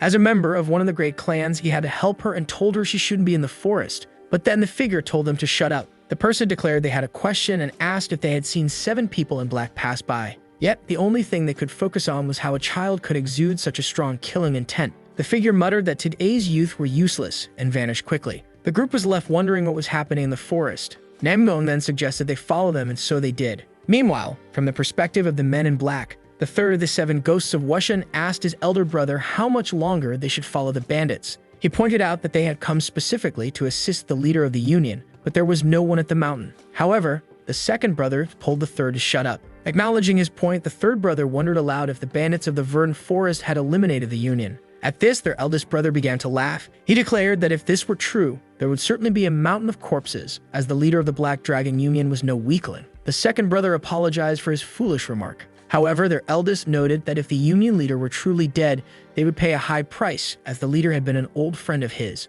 Meanwhile, Peng Qian was carrying the protagonist on his back. The protagonist, struggling, stated that he had agreed to be taken to the Divine Doctor, but at this speed he would likely suffocate before they arrived. The protagonist then asked Peng to slow down, explaining that he was having trouble breathing. Peng, however, looked at him and questioned why his master was speaking nonsense, declaring that his weakened body had also weakened his spirit. He then ordered the protagonist never to show such weakness again. Despite this, the protagonist's complaint was true. He really couldn't breathe because the grip was too tight. Peng then declared that they needed to hurry since the protagonist was struggling to breathe. As the protagonist fell silent after this, Peng took his silence as a sign to move even faster. Leaping through the air with Peng, the protagonist muttered to himself that he would kill him one day. Elsewhere, the king of the forest and Yekren followed closely behind Peng and the protagonist. The king remarked that he had almost fallen behind but knew a shortcut through the area. Yekren then asked her father where he had gone before they left. She noted that he had gathered the council but then abruptly left for somewhere else. She wondered if he had gone to see Wang and teased him, saying it was incredible that anyone liked that woman. He replied that she was still his wife. Changing the subject, Yekren mentioned hearing that the Divine Doctor would rather die than have his will broken. The king admitted that he was the one who had said that. Yekren then asked her father if the protagonist would survive. Her father replied that, considering the Divine Doctor's stubbornness, Peng Qian might destroy him. However, he reassured her that the doctor wouldn't die. He vowed to prevent that at any cost. Yekren remarked that if the Divine Doctor couldn't cure the protagonist, it would spell the end for the forest as well. Still, she expressed confidence in her father. The king urged them to speed up, stating that they were catching up. Now shifting scenes to Mount Hyang, Yangchu Peak. Peng Qian and the protagonist finally stopped, and Peng spotted someone gathering herbs. Peng approached the old man and asked if he knew where Surium was. The old man claimed he didn't know what Surium was. Peng explained that Surium was the name of a valley, but the old man insisted he didn't know, saying he was there only to gather herbs. Losing his patience, Peng Qian asked if he had ever heard of Weijian, but the man replied that he hadn't. Realizing the old man wouldn't provide any useful information, Peng decided to leave. However, as Peng Qian left, other people appeared and confronted the old man. They asked where Surium was located. The old man said he didn't know anything. The Verdant Forest King then stated that it was the name of a valley where a Divine Doctor resided. The newcomers left, realizing the old man wouldn't be of any help either. The old man muttered that it was a bad day. More people appeared shortly after, and knowing what they would ask, he immediately replied that he didn't know where Surium was. He also claimed not to know anything about the Divine Doctor and begged them not to take his herbs. One of the men asked where the others had gone. The old man pointed to another part of the forest, and they headed in that direction. Seeing the situation, the old man decided he should leave as quickly as possible. However, yet another person appeared, and the old man immediately pointed them to the same location. After that person left, 4 more appeared. Losing his patience, the old man shouted that he didn't know anything about Surium Valley or the Divine Doctor. Hearing this, the group thanked him for the information. Once they left, the old man threw his basket of herbs to the ground. He reflected on everything that had happened and quickly realized that the most dangerous among them was Peng Qian. The old man muttered that the situation was becoming problematic. He moved on, wondering if it was time to abandon Mount Hyang. As they passed through various areas, the protagonist commented that Hyangsan was a beautiful place. The pine trees were majestic and the waterfall was spectacular. However, Peng Qian had lost his composure. The protagonist complained that Peng had been running non-stop since morning and his head was throbbing. Peng Qian told him to be patient, promising not to let him die. Ironically, the protagonist retorted that he felt like he was dying because of Peng. After landing, Peng Qian declared that many people were working together, so there should be good news. Soon, the Verdant Forest people appeared. Peng Qian asked if they had found Surium Valley. The Forest King admitted they had not. Frustrated, Peng Qian declared they were useless, prompting the king to kneel and apologize. Suddenly, the 7 phantoms of Wushan appeared, telling them to stop running. The third phantom of Muzan declared they would kill them all if they ran again. However, the first phantom clarified they weren't there to fight, but depending on their answers, they would decide whether to get involved. The Forest King asked what this was about. The first phantom replied that they hadn't seen the Black Dragon clan from Mount Oda and asked if they had made peace with them. In his thoughts, the king recalled that he had buried the clan and discarded their remains. Looking to the side, the king observed that Peng Qian wasn't paying attention to the 7 phantoms of Muzan because he was preoccupied with the protagonist. The king warned himself to be cautious or he might share the same fate as the Black Dragon clan. Before he could think further, Yakran stated that everyone was dead. She declared that the Black Dragon clan had been wiped out long ago. However, the first phantom retorted that insulting his best friend was the same as insulting him, jokingly calling her a funny friend with her remarks. Yakran declared she never had a friend like him and demanded to know who he was. Losing patience, one of the phantoms lunged at her. Before he could strike, Peng Qian commanded them to stop. With just his authoritative voice, he created an intense shockwave. The sheer force startled the man, who wondered what kind of power that was. Yakran declared she pitied him and reminded them how Peng Qian had once chased a man for his life and decapitated him. She said this while looking at Peng Qian. Her father remarked that Yakran was trying to provoke Peng into fighting the 7 phantoms. One of the men asked if this was true. After a moment, Peng Qian admitted that it sounded familiar and explained it had been an old man's tale. Hearing this, the protagonist realized that Peng Qian was also beginning to suspect something. That old man who was gathering herbs remained calm despite Peng Qian's presence, which obviously made no sense. Peng Qian then told them to leave, explaining that he would find them later. Taking advantage of the situation, Yakran declared that Lord Peng Qian had decided to spare their lives, further irritating the old man. However, they left quickly. Later, the protagonist mentioned seeing the old man there and looking at the waterfall, declared that the Surium Valley was quite appropriate. Peng Qian entered the waterfall, and since the protagonist was following behind, he got completely soaked.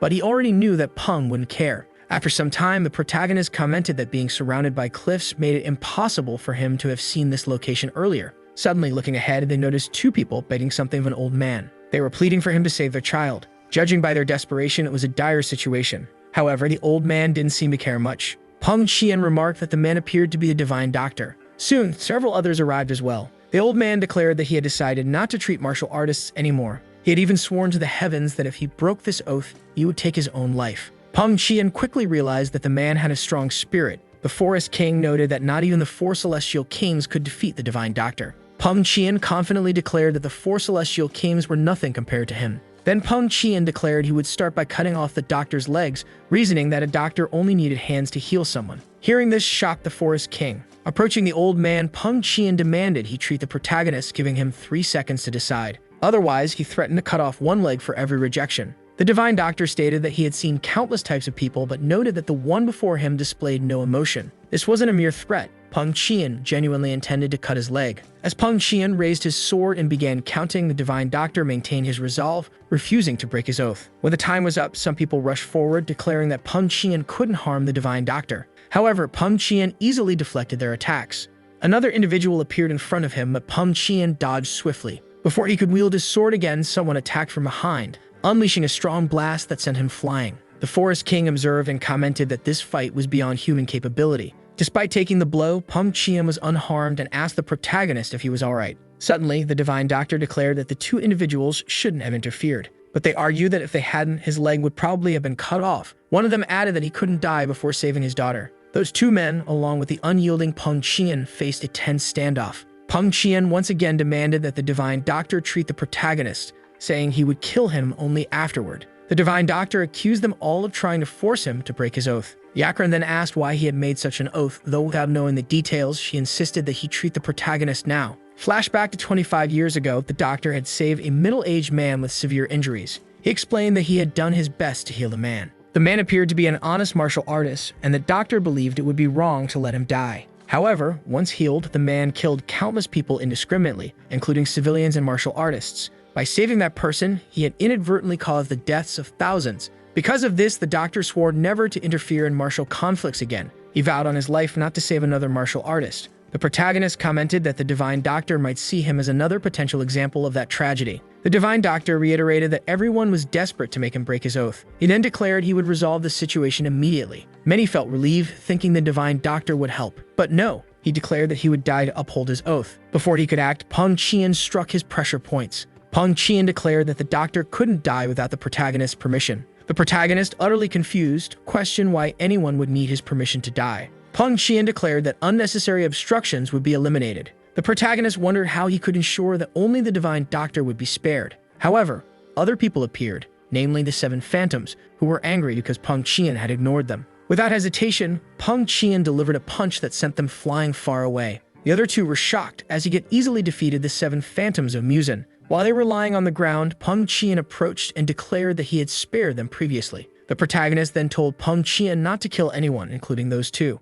With no choice but to obey the protagonist's orders, Peng Qian agreed. However, he stated that it would be fine as long as he didn't kill them. He proceeded to beat all of them while the Divine Doctor watched, asking what kind of martial art that was. The Divine Doctor commented that it was quite impressive. Peng Qian then moved toward the doctor and grabbed him by the neck. Once again, Peng Qian demanded that the Divine Doctor cure the protagonist. Yakran urged Peng not to provoke the doctor. However, the doctor declared it was fine and said he had no regrets. He stated that Peng Qian could do whatever he wanted to him. Peng Qian, already irritated, tightened his grip. The Divine Doctor resigned himself to death. But before anyone could react, Peng Qian did something unexpected. He formally bowed and asked the doctor to help the protagonist. This act surprised everyone, as Peng Qian had lowered his head. Seeing this, Yakran even began to cry, prompting her father to ask why. She replied that Peng Qian shouldn't behave like that. The Divine Doctor, however, said this wasn't amusing and admitted he already knew the protagonist was important to Peng. The doctor then explained that he, too, had something he valued and told Peng to kill him because he wouldn't provide treatment. Pointing a finger at the doctor, Peng Qian firmly declared that he was under orders from the protagonist not to kill him.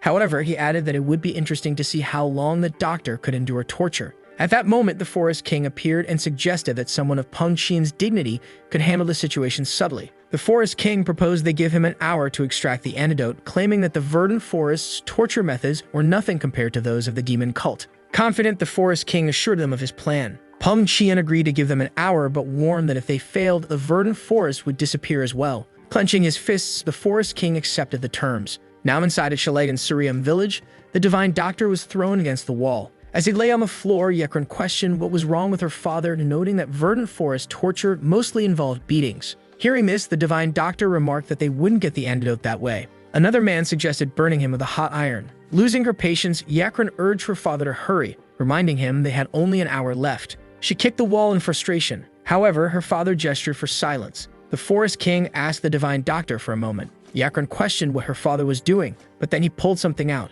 The Forest King revealed the antidote for the poison. This shocked everyone, as he had supposedly discarded it earlier. He explained that he had intended to throw it away, but had kept one vial as a precaution. Yakran called her father a genius, while another man pointed out that if Peng Qian found out, they would all be dead. Suddenly, the 2 others seemed irritated and stared at the king, who wondered why. Gong declared it made no sense for the Divine Doctor to give up the antidote so easily, suggesting someone should scream as if they were being tortured. Turning to Yun, the Forest King ordered him to scream as desperately as he could. Seizing the opportunity, Yakran kicked Yun, causing him to cry out. Gong then suggested switching the antidote vial as a precaution. After some time, poor Yun lay battered on the ground. However, Yakran seemed quite pleased, declaring it had been a good beating. In that moment, the king of the forest grabbed the vial. Then he pretended that the Divine Doctor had delivered the antidote and declared that the name of the poison was red fire poison. The king stated that Peng Qian certainly heard it, as he was quite skilled, and thus continued the act. After some time, the Green Forest King left the cabin, and Peng Qian asked if it was true. Meanwhile, the other 2 men were surprised, as the torture had been so severe that it broke his oath, and they declared that they were impressive. At that moment, the king asked if they thought the forest was full of ignorant liars who only knew how to beat people. However, he stated that it was true. And so Peng Qian grabbed the protagonist and placed him in the coffin. Then he asked the king to deliver the antidote, which he did. With that, Peng Qian began to say several things to the protagonist, such as wishing him a long life and much prosperity. Extending his hand, Peng Qian declared that he should enjoy eternal power. However, after hearing all that, the protagonist was still apprehensive. But, as he had no choice, he drank the antidote. Thus, our protagonist began to feel better, and his pain was disappearing. He declared that, if it weren't for Peng Qian's inner ki and his protection, he would certainly have died. At that moment, Peng Qian instructed the other 2 to stand guard, and explained that he would perform a chi transfer to help the protagonist heal faster. Then Peng Qian approached our protagonist, but suddenly, the protagonist coughed up some blood. Peng Qian explained that the coagulated blood had been expelled along with the congestion and asked how the protagonist was feeling. The protagonist replied that he was fine now with no problems. But upon reflecting, the protagonist stated that he hadn't eaten anything in the last 3 days. However, Peng Qian declared that they would return to the mountain fortress and told him to prepare for the journey. Lowering himself, Peng Qian asked the protagonist to allow him to carry him on his back, but the protagonist said he was fine. But then the protagonist felt the pain. Nevertheless, Peng Qian managed to catch him and declared that it was still difficult for him. At that moment, he carried our protagonist on his back and declared that they were departing. Thus, they advanced, seeing the night and various mountains. The protagonist declared that as he was recovering, everything seemed beautiful, and as his safety had been strengthened, his life wouldn't be at risk for a long time. However, what the protagonist didn't know was that it wasn't over yet. While lying on the ground, he declared that a threat to his life still remained. Now we continue our story on another day. Our protagonist declared that eating delicious food was better when accompanied by company. Eating alone could even be lonely, but the laughter and moments of joy that come from eating with someone could be a special dish in themselves. However, having lunch with the Green Forest crew wasn't the same thing.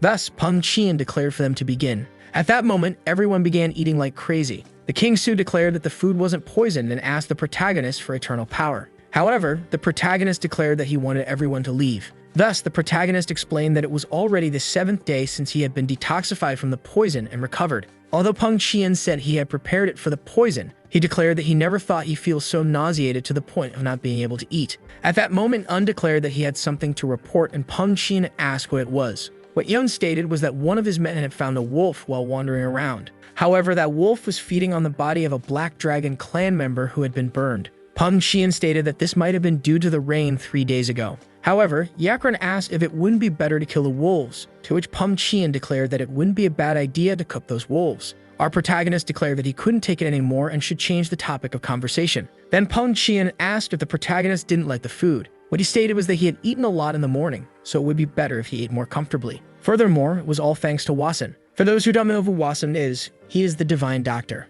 At that moment, the protagonist declared that he would have to visit Wasen in the near future to thank him. However, Peng Qian asked why he would do that since treating someone like him was already an enormous honor to receive. They declare that if they meet Wasen again and calmly talk to him, it would be completely out of place, and they ask Yun to see what he says. However, Un declared that Wasen was a very bad person. But quickly, the two hit Yun. They declare that Yun must have eaten something bad, so they ask the protagonist to wait a bit, as he would need to take a beating to come back to his senses. Despite this, the protagonist hopes that everything is fine with Wasen. Thus, we are taken to another scene in a house, where the Divine Doctor known as Wasen was being tortured. One of the men declares that he had already been tortured by the Green Forest and asks him to stop being stubborn, explaining that he should provide a cure as well. However, Wasen declared that they were playing games with him and swore that he had not made any cure. Wasen stated that the previous man hadn't believed him either and explained that he had been tortured for a week. Thus, the other man asked Master Wasen what he would do this time. But suddenly, a person appeared and asked which of them was Wasen.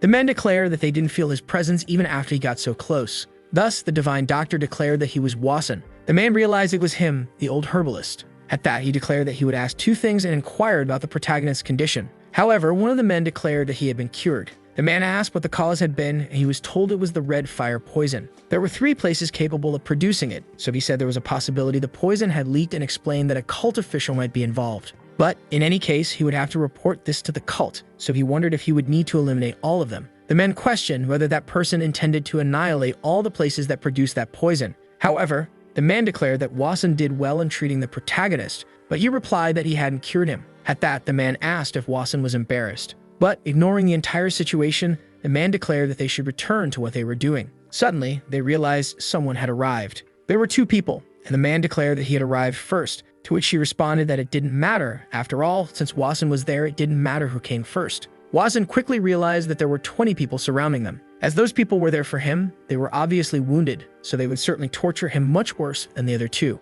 However, he declared that it didn't matter if he healed them as that man was destined to die. And he declared that he had clearly seen what happens to those who escape their fate and what they can cause. Thus, Wasen asked if they were sure that the child's illness hadn't been caused by discord among martial artists, to which the man declared that he had guaranteed it. At that, Wasen declared that he would heal them, but this time, he would need something in return, and he declared that the price for healing them would be taking the protagonist's life. However, the men found this strange, obviously. Nevertheless, they quickly realized this would be the only way. Thus, the man declared that the 2 of them could hire an assassin to do it. With that, Wasen asked if the assassin's skills were reliable, to which he affirmed, declaring that they were stealthy, and no one would notice them, even in the bushes, because they appear and disappear as if they were ghosts. He declared that they are called the ghosts of the valley. Meanwhile, 2 men were talking to each other. One man declared that they should rest a bit, but the other declared that the captain wouldn't leave them alone, so he suggested they get moving. But before they could do anything, they were attacked from behind and killed. One of the ghosts of the valley declared that they had infiltrated the Green Forest Road as planned, asking them to assess the situation and then withdraw.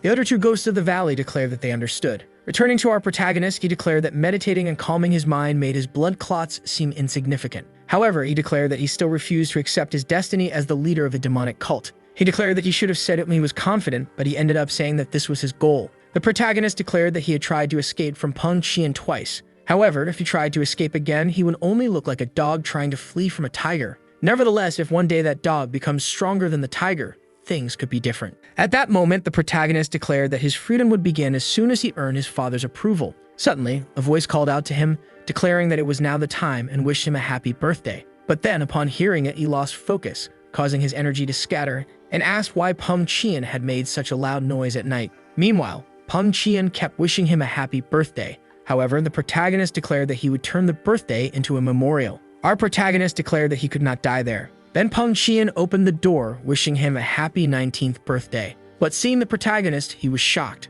Peng Qian stated that his internal energy was flowing backward, but assured him that he would take care of it immediately. With that, he touched the protagonist's back. He explained that it would have been a problem if he had been late, but the protagonist declared that he couldn't believe he was hearing this from someone who had tried to kill him. At that moment, Peng Qian instructed the protagonist to stay alert to his surroundings while meditating. Standing up, he declared that the celebration would take place outside. Then the protagonist declared that this celebration had nearly killed him, so it had better be worth it. So they went outside, where the king of the Green Forest was wishing him long life. With that, everyone in the Green Forest wished him a happy birthday. Our protagonist, meanwhile, merely observed. Peng Qian declared that the protagonist should enjoy eternal happiness. And so the protagonist sat on the throne and declared that it would be more pleasant to hear that it was time for the arrangement. However, the protagonist declared that on this day there had been an attempt on his life and Peng Qian asked who had done it. The protagonist stated that before Peng Qian appeared, he had been conducting an important energy circulation. However, someone shouted to wish him a happy birthday, which made him lose focus and almost die.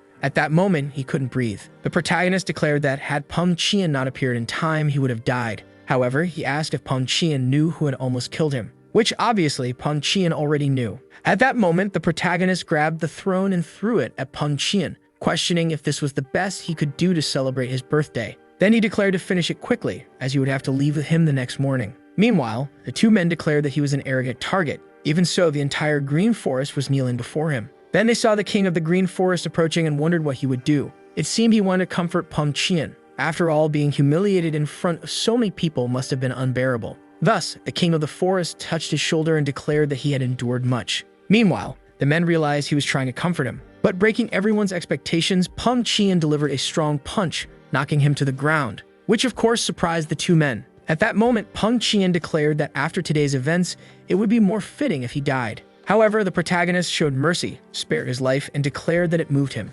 Irritated, he told the king of the forest to get out of his way immediately. The men were astonished to witness this. One of them declared it would be better if they left before things worsened. Despite everything that had happened, the Green Forest people pretended they hadn't seen anything. He asked if they should proceed, but declared that the atmosphere felt strange. However, now was the right time. In another moment, they went to a water well and declared that no one was nearby. One man explained their plan to contaminate it and withdraw during the incubation period, ensuring that those people would die without knowing the cause. They even apologized to the Green Forest people. However, Peng Qian appeared before them. Finding themselves with no choice, they bowed and asked if he had come to drink some water. Seeing that Peng Qian said nothing, they grew uneasy. So they declared they had come to drink some water and even asked if he wanted them to drink first.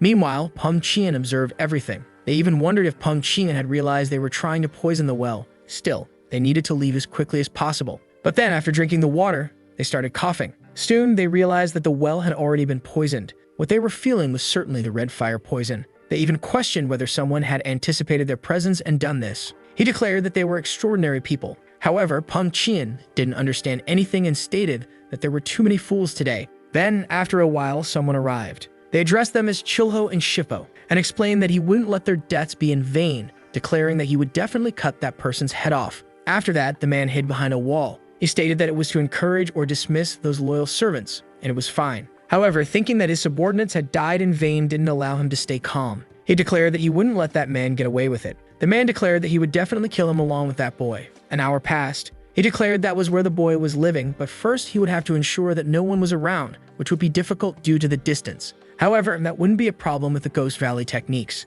At that, he used his technique to observe the surroundings and noticed someone there. It was none other than Peng Qian. The man declared that he couldn't stay there all night, so he decided to kill the boy the moment he stepped down. But then another hour passed, and then yet another. While observing him, the man admitted that he wasn't an ordinary man and declared that he had been stuck in that place for 2 days. However, he declared he would handle it another way. Thus, he decided to deal with the boy first. But then Peng Qian appeared by his side, asking what he was doing. This obviously startled him. Then Peng Qian declared that he had waited a long time to see when he would show up. Quickly, the ghost of the valley wielded his sword and declared he would take Peng Qian with him to the other world. However, after a moment, the man realized it was just an afterimage. Peng Qian declared that he couldn't be the assassin from their school, since he hadn't committed suicide upon being discovered. Once again, the man tried to attack, but Peng Qian easily dodged and declared that he was too slow. After twisting the man's neck, Peng Qian asked where he came from. He advanced toward him, asking who had called him. Peng Qian kept pressing, and the man declared he wouldn't be able to speak again if it continued like that.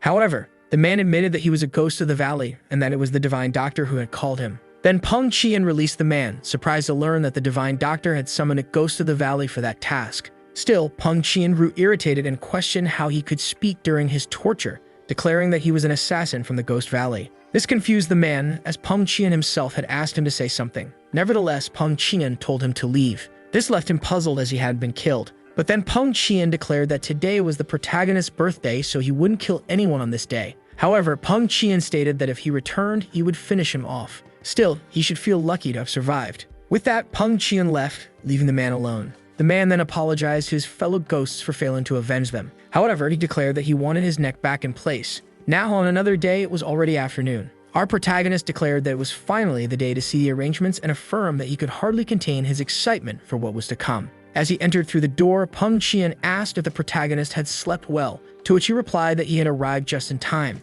Peng Qian apologized for putting him in danger yesterday. However, the protagonist declared that everything was in the past and asked him to sit down. With that, Peng explained that 3 assassins had been sent by the divine doctor, and yesterday, to honor his birthday, he ended up sparing one. However, he declared that he couldn't save the other 2 because he hadn't been able to warn them about the poison in the well. At that, the protagonist already realized that they had been left to die. Our protagonist declared that the divine doctor's feelings were hurt, as they had forced him to make the cure. Despite being safe, he wasn't at peace. He thanked Peng Qian for sparing the assassins. However, they had to discuss business and declared that they would talk about the arrangements. Then Peng Qian pulled something from his clothing. It was a scroll, which he then opened. After opening it, Peng Qian asked for forgiveness for not revealing it earlier. Then he explained that Ashura had warned him to make an arrangement when he turned 19. The protagonist asked if the arrangement was related to martial arts, to which Peng Qian confirmed. Then the protagonist explained that since it was his father's arrangement, it must be some kind of supreme martial art, and so his days of freedom were approaching. Pointing his finger at the scroll, Peng Qian declared that the location was marked there.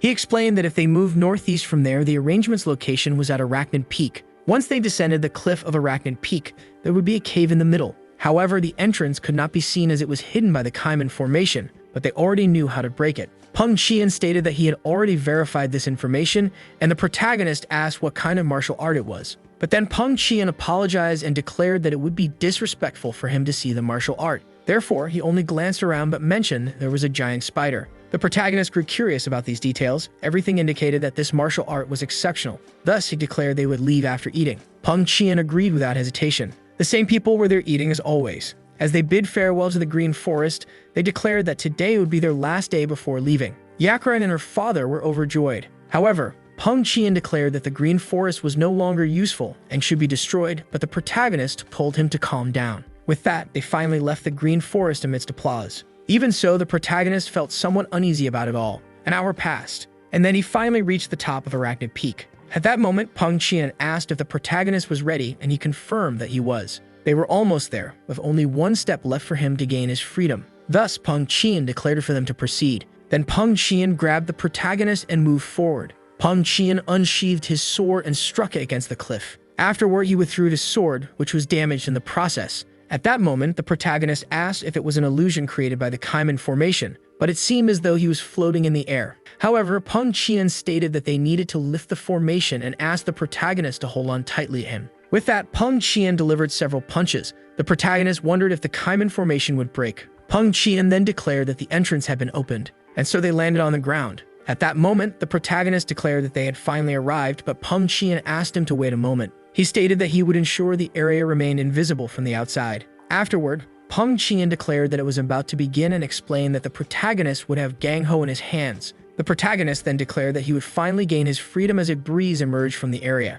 Switching scenes, someone was struggling to comprehend the situation that had just occurred. After all, they had fallen from that cliff while embracing. At that moment, the observer thought Peng Qian and the protagonist might have developed feelings for each other. However, he declared that it was impossible and still had many questions. First, he thought they were going after the demonic cult, but instead, they had parted ways with the green forest peacefully. Additionally, he had covered his blood with incense and contacted the demonic cult. It was strange that he received no response or adjustment. Nonetheless, to capture Peng Qian, he would first have to show respect. But then he considered the possibility that they had jumped precisely to avoid being tracked. At that moment, he also jumped, declaring that he couldn't lose them. After some time, Peng Qian declared that they had finally arrived. They saw a door shaped like a spider. The protagonist asked if what Peng Qian had mentioned earlier was behind that wall, to which Peng Qian confirmed. Then Peng Qian opened the door. Inside, they saw a giant spider hanging with a cup. The protagonist declared that it really was a giant spider. At that moment, a voice welcomed them, and the protagonist realized it was the voice of an old man. With that, the protagonist lowered his head and introduced himself, but Peng Qian declared it was a voice from the past, so he should not respond. The voice continued and declared itself as the Scarlet Spider. The man stated that he had forsaken the perverse and demonic path and taken a righteous one. However, Peng Qian told the voice to be quiet. Despite that, the protagonist declared that Peng Qian himself had said there was no need to respond. The protagonist asked if this was the martial art left by his father, to which Peng Qian confirmed, but stated that only the martial art mattered. There was no need to listen to the voice. Continuing, the voice declared that the Scarlet Spider martial art was exceptional. It had even taken 50 years of his life to master it. Hearing this left the protagonist surprised, as he would be 70 years old after mastering it, calling it a rip-off. However, the voice explained that he had learned a way to teach it in 10 days. Still, no one believed him since it had taken him 50 years. But the protagonist didn't want to hear much of the story and told him to get to the point. Peng Qian declared that it was just a voice. The voice declared that the liquid silk of an ancient spider was essential to mastering the Scarlet Spider martial art. Then the voice asked if he could see the ancient spider's silk,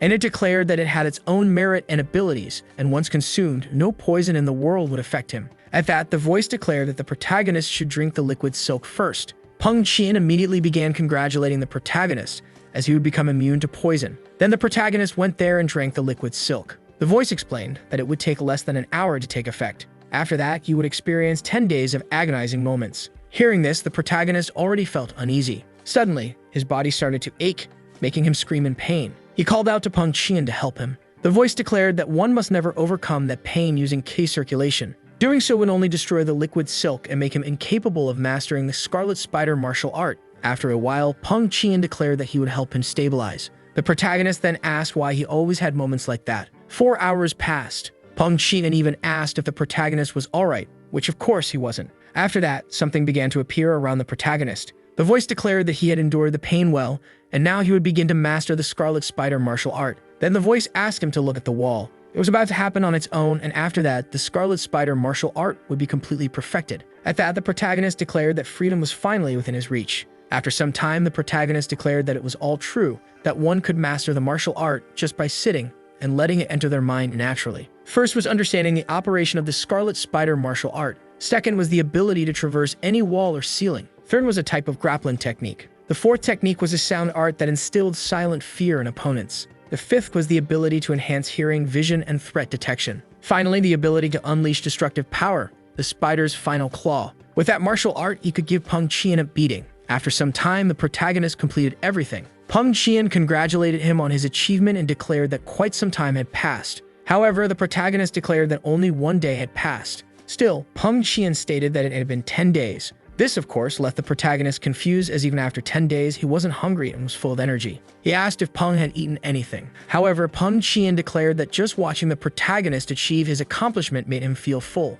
Peng Qian declared that he had worked hard. He explained that he hadn't moved from his place because of him. He declared that they could have been friends if the protagonist hadn't become the leader of the demonic cult. The protagonist declared that he wanted to see the martial art he had mastered and ordered Peng Qian to be his opponent. However, Peng Qian stated that he was honored but declared that he had to take care of something first. Then he wielded his sword and slashed the spider in various directions. After that, Peng Qian asked him not to take it personally during the duel. And so the protagonist asked them to begin. The protagonist advanced toward Peng Qian. However, the protagonist declared that he could perceive Peng Qian's movements. With that, he struck Peng Qian using his spider's final claw, sending him against the wall. The protagonist declared that he was impressed as the spider martial art had great destructive power. At that moment, Peng Qian appeared behind him, declaring that it was impressive. However, the protagonist managed to counterattack in time. The protagonist declared that he had hidden well and asked him to wield his sword, which he did, and asked the protagonist to be prepared, thus unleashing several strikes with his sword against him. Despite the protagonist declaring that Peng Qian seemed a bit irritated,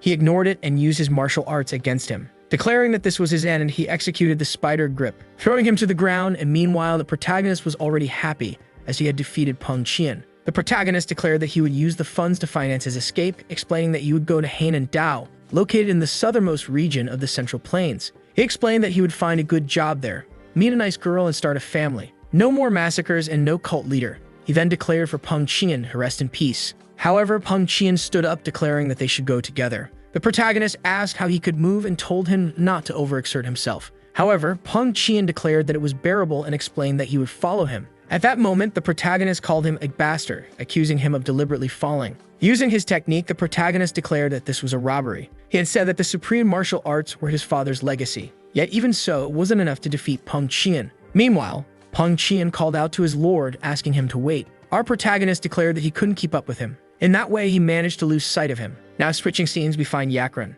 Yakra declared that she suddenly felt chills, similar to when Peng Qian shouted. She stated that no matter how much she thought about it, it wasn't normal charm. She needed to see a fortune teller or something similar as soon as possible. However, some fortune tellers appeared, but they weren't fortune tellers, they were high-ranking assassins. They declared that they had come to assassinate the protagonist. Yakran explained that in the Silver Salt sect in Gonshuzing, they would have to talk to her father about the future of the Green Forest when he was there. After some time, they went there and Yakran told them to leave. Otherwise, she would kill them. At that moment, the men noticed several people and asked what kind of combination this was. One man asked them to sit down. Meanwhile, Yakran stroked the bald man's head and declared that he didn't need to worry since they didn't kill shamans because it brought bad luck. The other man beside him declared that he shouldn't start anything and should remain calm. At that moment, Yakran also started touching the other man, telling him to relax as well. After Yakran left, one man declared that it had been a long time since he wanted to kill someone without being hired for it. Then another man declared that they couldn't let that girl learn more about them. One of the men asked what he wanted them to predict. The man declared that this was Xiaono Myosen, the brain of the Green Forest, and was eager to hear what he would ask. However, Xiaono asked if he would have a girlfriend that year. Hearing this, the two shamans were obviously expressionless. At another table, Yakran declared that they were alive and asked if they were the ones who had appeared and fought the Black Dragon clan. She then sat down, declaring that they should talk about why they were there after drinking. Thus, she declared long prosperity for the Green Forest. However, Namgon was still reflecting on the right path. Seeing this, Yakran asked what kind of reaction that was. She asked if he had fallen for her and wanted to follow her all the way to the Green Forest, to which he asked what she was talking about. But Yakran didn't like it much and declared if he couldn't just say he liked her, and said that if he asked her out later, she would kill him. Meanwhile, the other men asked them to hold back. Then Jagal declared that he wanted to ask her a few things and stated that he hadn't seen the Black Dragon clan, asking if they had made peace. However, she declared that they hadn't since they were all dead. Jagal asked if she was joking about that, to which she replied that she wasn't. Yakran wondered if the 4 people they had been with were still there. Jagal asked who they were.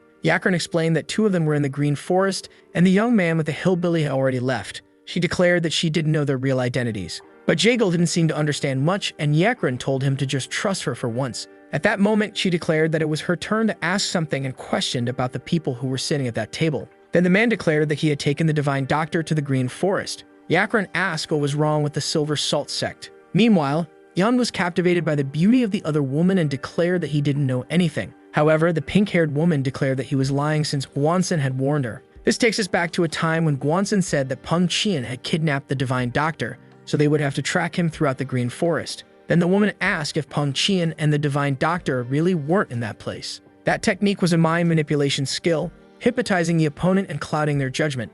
An declared that his body could barely withstand it, but that man was done for. He then asked how they dared to speak about Peng Qian in his presence, declaring that he must be eager to die. The woman was surprised and asked how he was immune to it. Then Yakran declared that there was no other place to bury her, so he should just let her go. However, she explained that if she heard Peng Qian's name again, they would be dead. People kept wondering who this Peng Qian was. Meanwhile, a voice shouted, calling for Peng Qian. After a while, men broke through the wall and demanded that Peng Qian leave the Green Forest as they would kill him. They declared that he should come out already. But then the king of the Green Forest explained that Peng Qian had left some time ago and asked the reason for all the noise. The man called him a liar, but the king explained that he had no reason to lie. Besides, the leader of the Black Dragon sect had also left. The man asked if they were mocking him and declared that when they were climbing Mount Otei, they saw him, switching to a time in the past. He apologized about the young man and explained that he was going to twist his neck back, but he hadn't realized it was the wrong way. He then apologized for having to bury him on Mount Otei, declaring that when he was ready for revenge, you would bury him in peace. However, one of his men declared that there was something on the ground. Looking closer, they found a body. That body belonged to the leader of the Black Dragon sect, who had been killed by Peng Qian. These pieces of information confirmed that the destruction of the Black Dragon sect was real. People wondered if Peng Qian was truly that strong. An old man declared that Yu Bing had left the Green Forest, so they should leave quietly. Yakran then called for Peng Qian, declaring that everyone was there, so he should show himself. The men then declared that in the end, Peng Qian was just hiding. But suddenly, two men appeared near Yakran, leaving her confused. Yakran asked what happened, and her father explained that it was an explosive Kai. He unleashed Kai, scattering flesh and blood as soon as it was activated. It was an unstoppable martial art. At that, Yakran declared that she was only joking about Peng Qian being there. This, of course, surprised the man. That a massive explosion occurred at the site. Meanwhile, Hook's uncle declared that he had checked whether the leader of the demonic cult was in the Green Forest, but they were just a bunch of fools. He moved on to another place, wondering where the protagonist had gone. Now returning to another location, where the protagonist was previously, someone asked their master about the situation. The master declared that someone had appeared there, and he stated that they had touched something they shouldn't have. Mamio questioned how he could steal the Divine Master's legacy. Even though it had taken them 3 years to find it, he declared that he thought no one would be able to locate it, but he was wrong. He declared he had promised not to let it happen after the battle at the mountain peak. The 7 Celestial Masters believed that the Divine Master would defeat the Celestial Demon Azura. Although Azura was strong, Bake was a divine prodigy. It was as if the world itself had been made to serve him. However, seeing him lose during the battle against the Celestial God Azura was shocking. They wondered why Bake had lost and questioned why he hadn't used his strongest martial art. They had an answer. It was due to his pride. Mamiev declared that if he had used it from the beginning, the outcome would have been different. He then urged his disciple not to be arrogant and to believe in himself. Still, they kept track, and being so skilled at that level, they were certainly the culprits. The Shadowless Thieves and the Butchwigek are the only ones capable of breaking that barrier and stealing the treasures. However, Ju asked if there was any chance the Green Forest couldn't have done it. He had explained that no one there was capable of such a thing, but first he needed to save his life. He promised to explain the details later, so they first needed to find those thieves.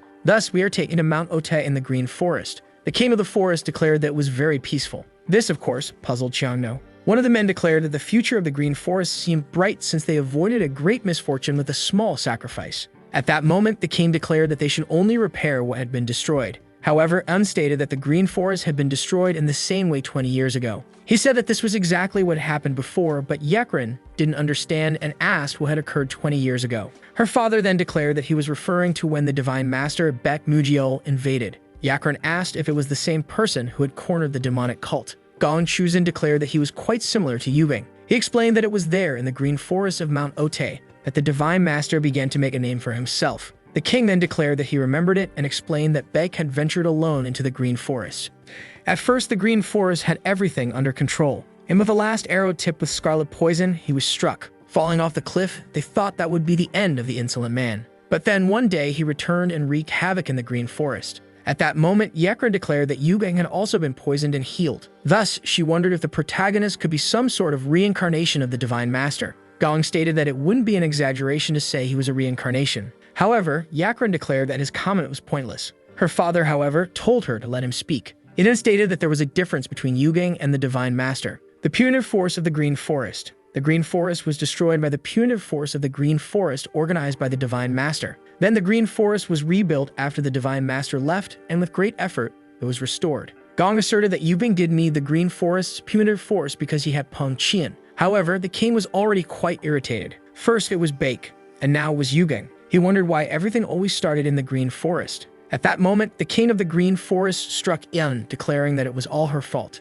Yakran followed her father's example. Even Gong tried, and Ian asked how he could do such a thing. Suddenly, someone opened the door. Yakran declared that the bastard had scared her. However, the man stated that this was the punitive force of the Green Forest and explained that the Jiakshan Dongyanche had been annihilated. This shocked everyone with the news. Gong Chuzing declared that the past was returning to haunt them. Xiaono declared that this was probably not something Peng Qian and Yubing had done. Then the king of the forest realized it could have been the divine doctor and declared that he had noticed they were lying. He explained that he shouldn't have used the poison. Yakran then declared that there was no other way. At that moment, her father asked if she had any ideas about what to do. She declared that to avoid the rain, they should hide under an umbrella, and that umbrella would be the protagonist. She explained that they had already sworn loyalty, so they had many excuses to meet him again. The king declared that he thought he had finally distanced himself from them. However, he would have to meet them again. Knowing this only irritated him, and he punched the table. Am then asked if there was something wrong with the king. However, Yakron affirmed that she had said there was nothing they could do about it, so they should go.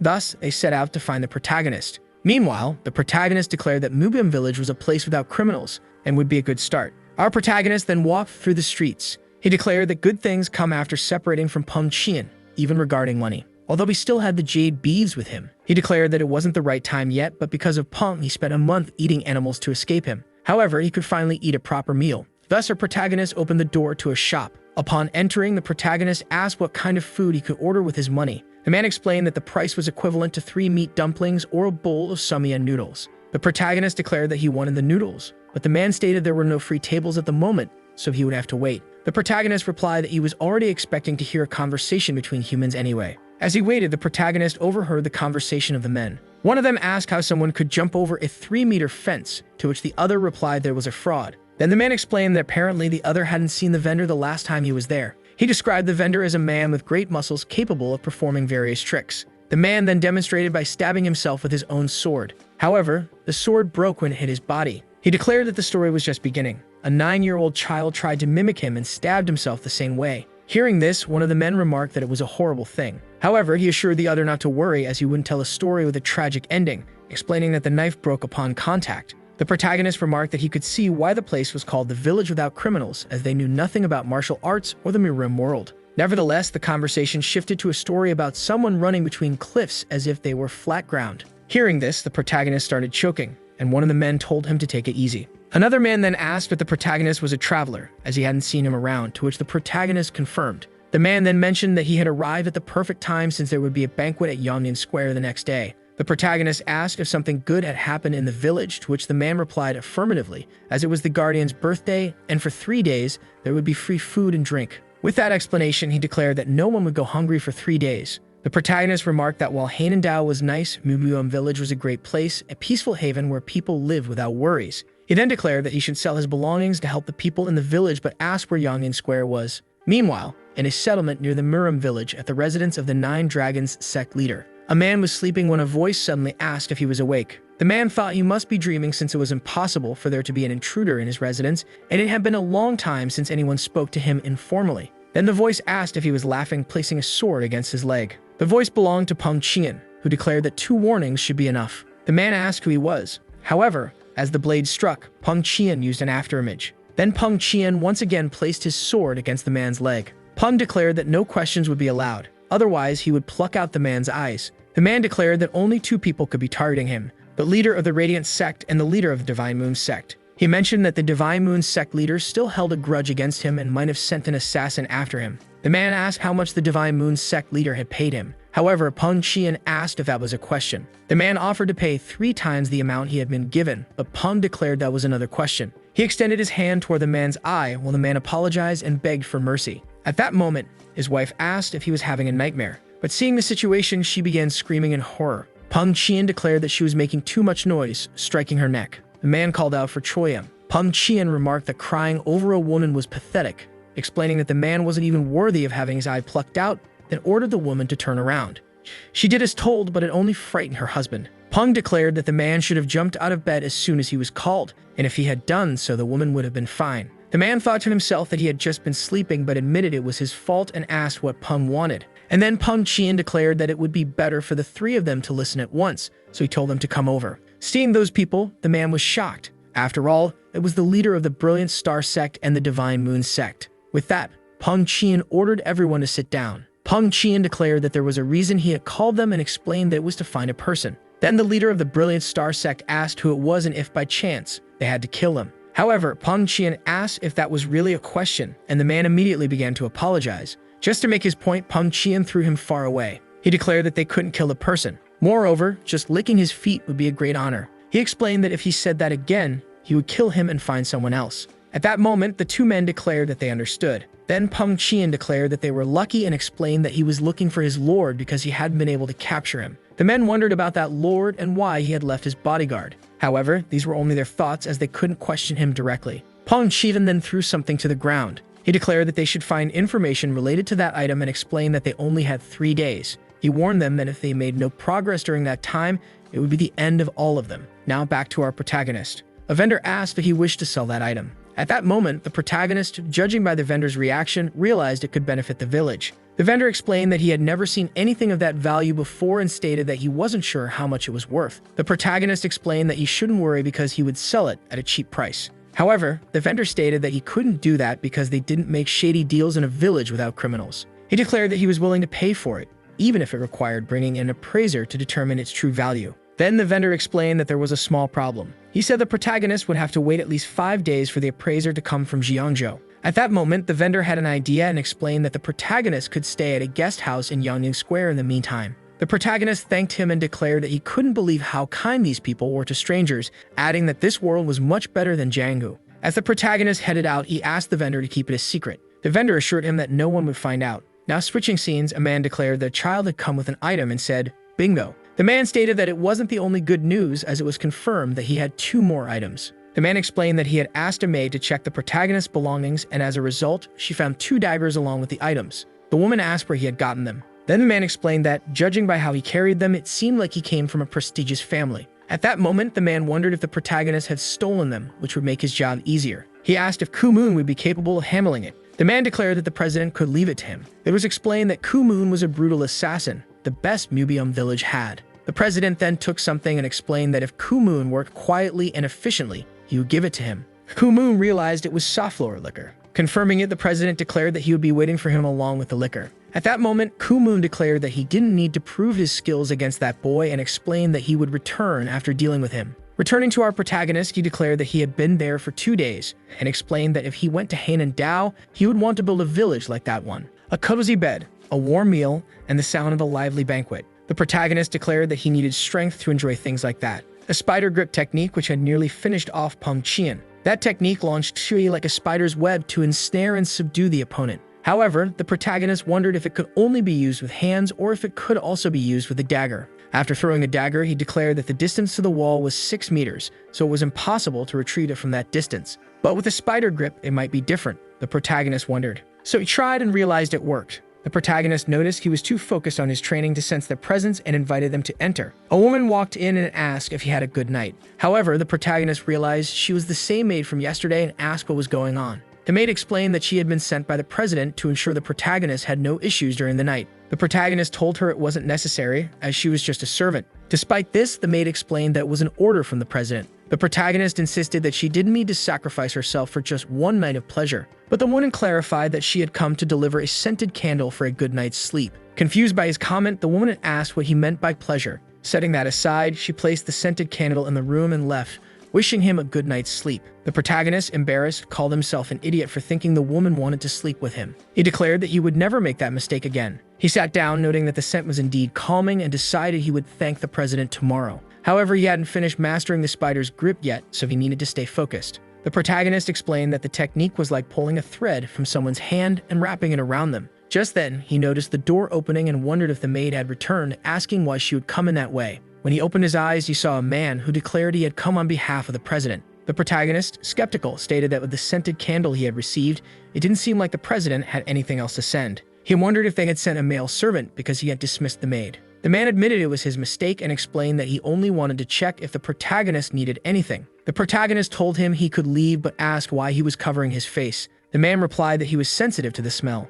The protagonist remarked that these people seemed overly considerate but decided to try the spider's grip again. Suddenly, he sensed another presence and declared that he didn't mean anything. However, upon seeing someone else, he asked who they were. He asked if the divine doctor had sent them or if it was the cult. The man declared that the person about to die was quite curious. The protagonist remarked that he couldn't read his spirit and declared that he must be a master. When a martial art is perfected, it becomes completely hidden. He wondered how he had encountered someone like this in such a place. The protagonist declared that he hadn't lived a comfortable life yet, so he couldn't die. He lunged at various angles, but he realized the man hadn't even moved. He tried attacking him with his dagger, questioning his own strategy. He wondered if the man thought his attacks were unworthy. Switching scenes, the president stated that the person probably didn't have anyone to help them. The other man agreed and added that Kumu's natural abilities surpassed the protagonist's spider's grip. A woman asked if he had seen him in action. The man confirmed, saying he had seen it with his own eyes the night he returned to the training center after a mission. Kumun was there, and with just his fingertips, he broke an entire table. Back to Kumun, his expression remained emotionless. He remarked that the protagonist was still awake even after inhaling the poisonous candle. Moreover, he had disappeared. He couldn't see him. The protagonist moved past him, and Kumun wondered when he had gotten there. He admitted he couldn't believe someone could actually fly. After all, it was basic knowledge that humans couldn't fly. Meanwhile, the president declared that Kumun was a monster. The other man added that Kumun had even hit a target 9 meters away without looking. The president then instructed him to take the safflower liquor to Yanyan, as Kumun had already completed his task. Meanwhile, Kumun lay on the ground, and the protagonist declared he had managed to do it, explaining that Kumun wouldn't survive after that. The protagonist asked if they could talk now and inquired who he was. The man, however, remarked that he thought he could break a pine table. Hearing this, the protagonist asked why he was bragging about breaking a table and stated that there was no one in the room who couldn't do that. However, the protagonist asked if, in the end, he was just an ordinary person who needed those items. The protagonist declared to wait because the items should be with the president, so he jumped out of the window, declaring that the president was in danger. Meanwhile, the president declared that they should toast because soon the items would all be his. At that moment, the protagonist arrived and called for the president. The president thought it was Kumun and asked if he had dealt with the child who had purchased the items. However, the protagonist didn't understand any of that. The men were all shocked. Meanwhile, the protagonist walked up to the president. He slapped him hard, declaring that the so-called crime-free village was a farce. The protagonist declared that he had made his first victim and explained that he couldn't let the president go free. He declared that he couldn't believe he had killed a human and said the president had let anyone carry a knife. Already irritated, the protagonist asked how many people the president had killed in the name of a crime-free village and demanded that he speak. However, a man explained that the people in the village were ordinary folks exploited by the president. Still, the protagonist didn't fully understand because the same people being exploited were celebrating a banquet. The man declared that the president was the law in Mubium village and even the annual festival was just a show. He explained that the festival exploited people, leaving them freezing, and those who didn't like it rebelled. However, it had been a long time since those people disappeared. At that moment, the protagonist declared that only the president and his associates could stay, and the rest should leave because he would punish them for their atrocities. Many people left thanking the protagonist. The president asked how they could abandon him like that. However, the protagonist looked at the president with bloodlust in his eyes. Quickly, the president knelt, begging for his life to be spared, but the protagonist first demanded that he return the items. The president declared that his son had taken the items to the settlement because he thought it would be difficult to get an appraiser with mere words. Hearing this, the protagonist asked when the son would return, and the president said it would be soon. However, the protagonist wanted to know exactly how long it would take. But then something fell from the sky and landed there. It was a person, whom the president declared to be his son. Meanwhile, Peng Qian laughed from the rooftop. The protagonist was shocked to hear that voice. At that moment, Peng Qian declared he was impressed with him. He noted that the protagonist had already taken full control of the village. Upon arriving, Peng Qian asked how the protagonist was doing. The protagonist asked if he had come there because of the items. However, Peng declared that he could have as many items as he wanted. He revealed that he had collected all the spider's items. There were 182 items in total, which would undoubtedly be useful for ruling the world, Peng Qian said. He then declared that the protagonist was now a rich man. Meanwhile, the others wondered about the man's hair. This, of course, was due to the tug the protagonist had given his hair earlier. However, the protagonist declared that his mood was ruined, even though he was now rich. Peng asked who was responsible for that, declaring that he would kill them immediately. However, the protagonist declared that it was him. Changing the subject, the protagonist stated that he couldn't live like this forever. It was time to stop. The protagonist called Peng and declared that he had said his father left him something powerful. However, at that moment, he couldn't defeat him. He declared that he couldn't return home like this because power meant everything in the cult. Furthermore, that relic was useless. But then Peng declared that there was a misunderstanding. He explained that now that the protagonist had the relic, it was safe to discuss it. He revealed that the spider martial art was just one of the 7 relics. This obviously surprised the protagonist as there were more. Despite this, Peng declared that many lives were lost to obtain a single relic, and he didn't want to see more people die. The protagonist declared that it was Peng Qian who belonged to the cult, not him. He declared that Peng should walk his chosen path on his own.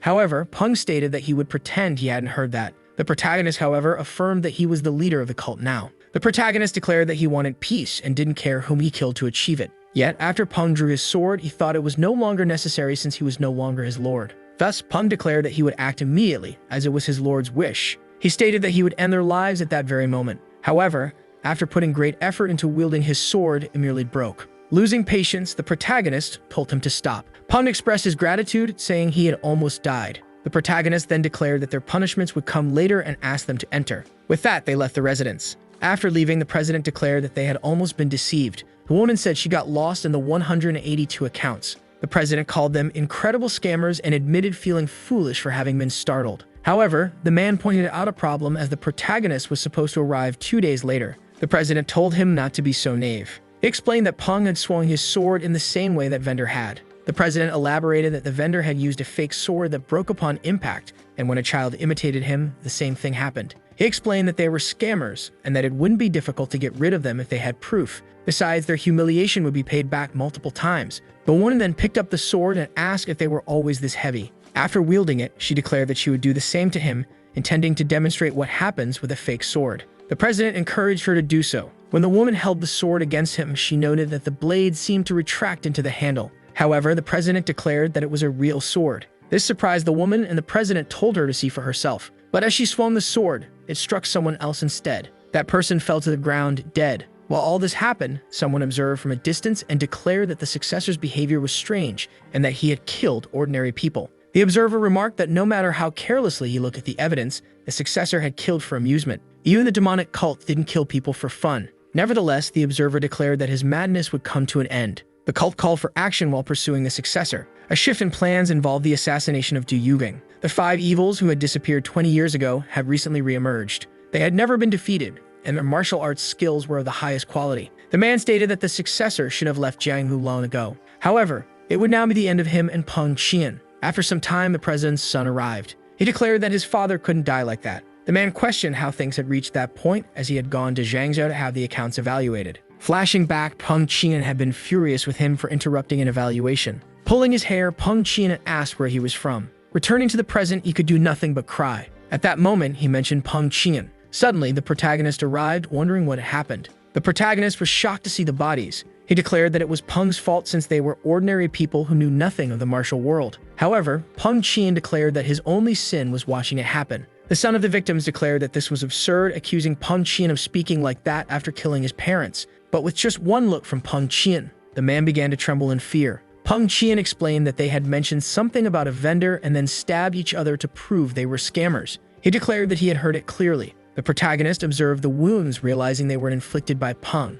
In the end, they had only killed themselves out of suspicion. Peng Qian then declared that he had ordered 2 maids to prepare breakfast and asked if the protagonist wanted to eat. The protagonist declined, saying he had no appetite and didn't want to stay there any longer. He declared that they should go to the Yangtze River. The protagonist told the man to be grateful for being alive and to serve the village. He added that the next time he visited, he expected the village's name to remain intact. Changing scenes, a man sat at a table. Suddenly, people entered. Calling for the boy, they asked where they were. However, he asked who they meant, to which the man questioned if their backs looked familiar. He then remembered the protagonist and Peng Qian. He explained that they had left, prompting the man to ask where they had gone. The man tried to remember. However, he was slapped to keep him alert. While lying on the ground, the man declared that he needed to remember quickly. Then the man recalled that the protagonist and Peng Qian had gone to the Yangtze River. At that moment, another man declared that he better not lie. However, the boy insisted he was telling the truth. The man then admitted that the boy didn't seem to be lying. He declared that this wasn't good for them, since his master was there, and although he wanted to kill them with his own strength, using the master's power was also acceptable.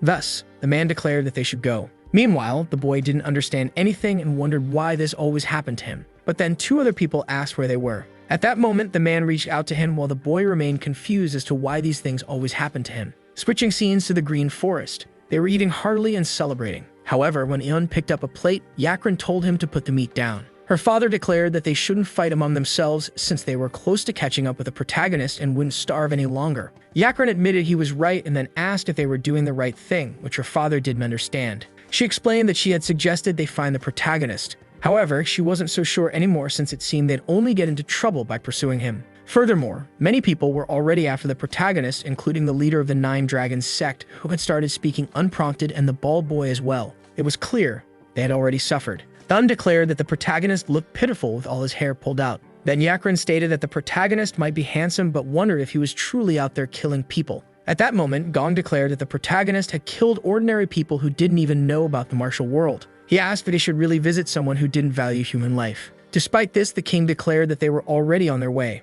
Besides, he had contacted the Yangtze River Canal League. Even if they didn't find Peng Qian, they could still find shelter there. Yakren then declared they shouldn't worry. If things went wrong, she joked that she would sleep with the protagonist. This, of course, shocked everyone. Realizing her exaggeration, Yakren admitted she had tried sleeping with him once but wasn't lucky. However, they needed to head to the Yangtze River quickly since they didn't know if the letter had arrived safely. Switching scenes to a stylish boat, a man was reading the letter, wondering who Peng Qian and the protagonist were. He was King Dong Zhangyang, the leader of the Yangtze River Canal Union. Switching scenes to the residence of Bu Chuigek, a man asked if they had found Bu Chuigek. He was one of the 7 celestial masters, Master Xianhak. Jiamio replied that he hadn't been able to find him. He explained that Bu knew they were after him and had fled far away. Xianhak declared that the Shadowless Thief had also disappeared. The Shadowless Thief and Bu Chuigek, those two must have destroyed the spider martial art and stolen the jade items, he stated. While he pondered this, someone called out to him. It was Yu Yanjin, Xianhak's disciple, who asked why they wanted him to continue pursuing them. However, Jiamio stated that they should wait instead of chasing them. Yu Yanjin didn't quite understand. Jiamio explained that since they had managed to steal something, they would soon want more. They just needed to wait. He declared he was tired of it and suggested they focus on other matters for now. The color of the flags raised around the property had distinct meanings. Returning to Bu Chuigek, he wondered how things had reached this point. After all, he was now being targeted by the 7 celestial masters. He apologized to his daughter, Wang. However, their voice declared that he had been found. The voice stated that Bu had taken the items. After being struck, Bu declared that he had only gone to Xi'an and hadn't touched the property of the 7 celestial masters. The man asked if that was truly the case. It was the Shadowless Thief. Bu Chuigek declared that it was his first time hearing about this and that he too was frustrated. At that moment, somebody picked up something and threw it at him. He asked who might have taken the items. He also noted that they were being suspected and pursued because of them. Bu asks if they should leave and confess everything. However, Samba questions why, as they didn't steal anything. Bu insists that they should go and find them. He explains that they could catch the real culprit and hand them over to the 7 celestial masters. Samba agrees, stating that they couldn't keep running from the 7 celestial masters forever. He then declares that they should go and capture those bastards. Now switching scenes to Hubai. The protagonist asks Peng Qian to stop and declares that he will never run away from his side again. Meanwhile, Peng Qian remarks that he is impressed by the protagonist's abilities.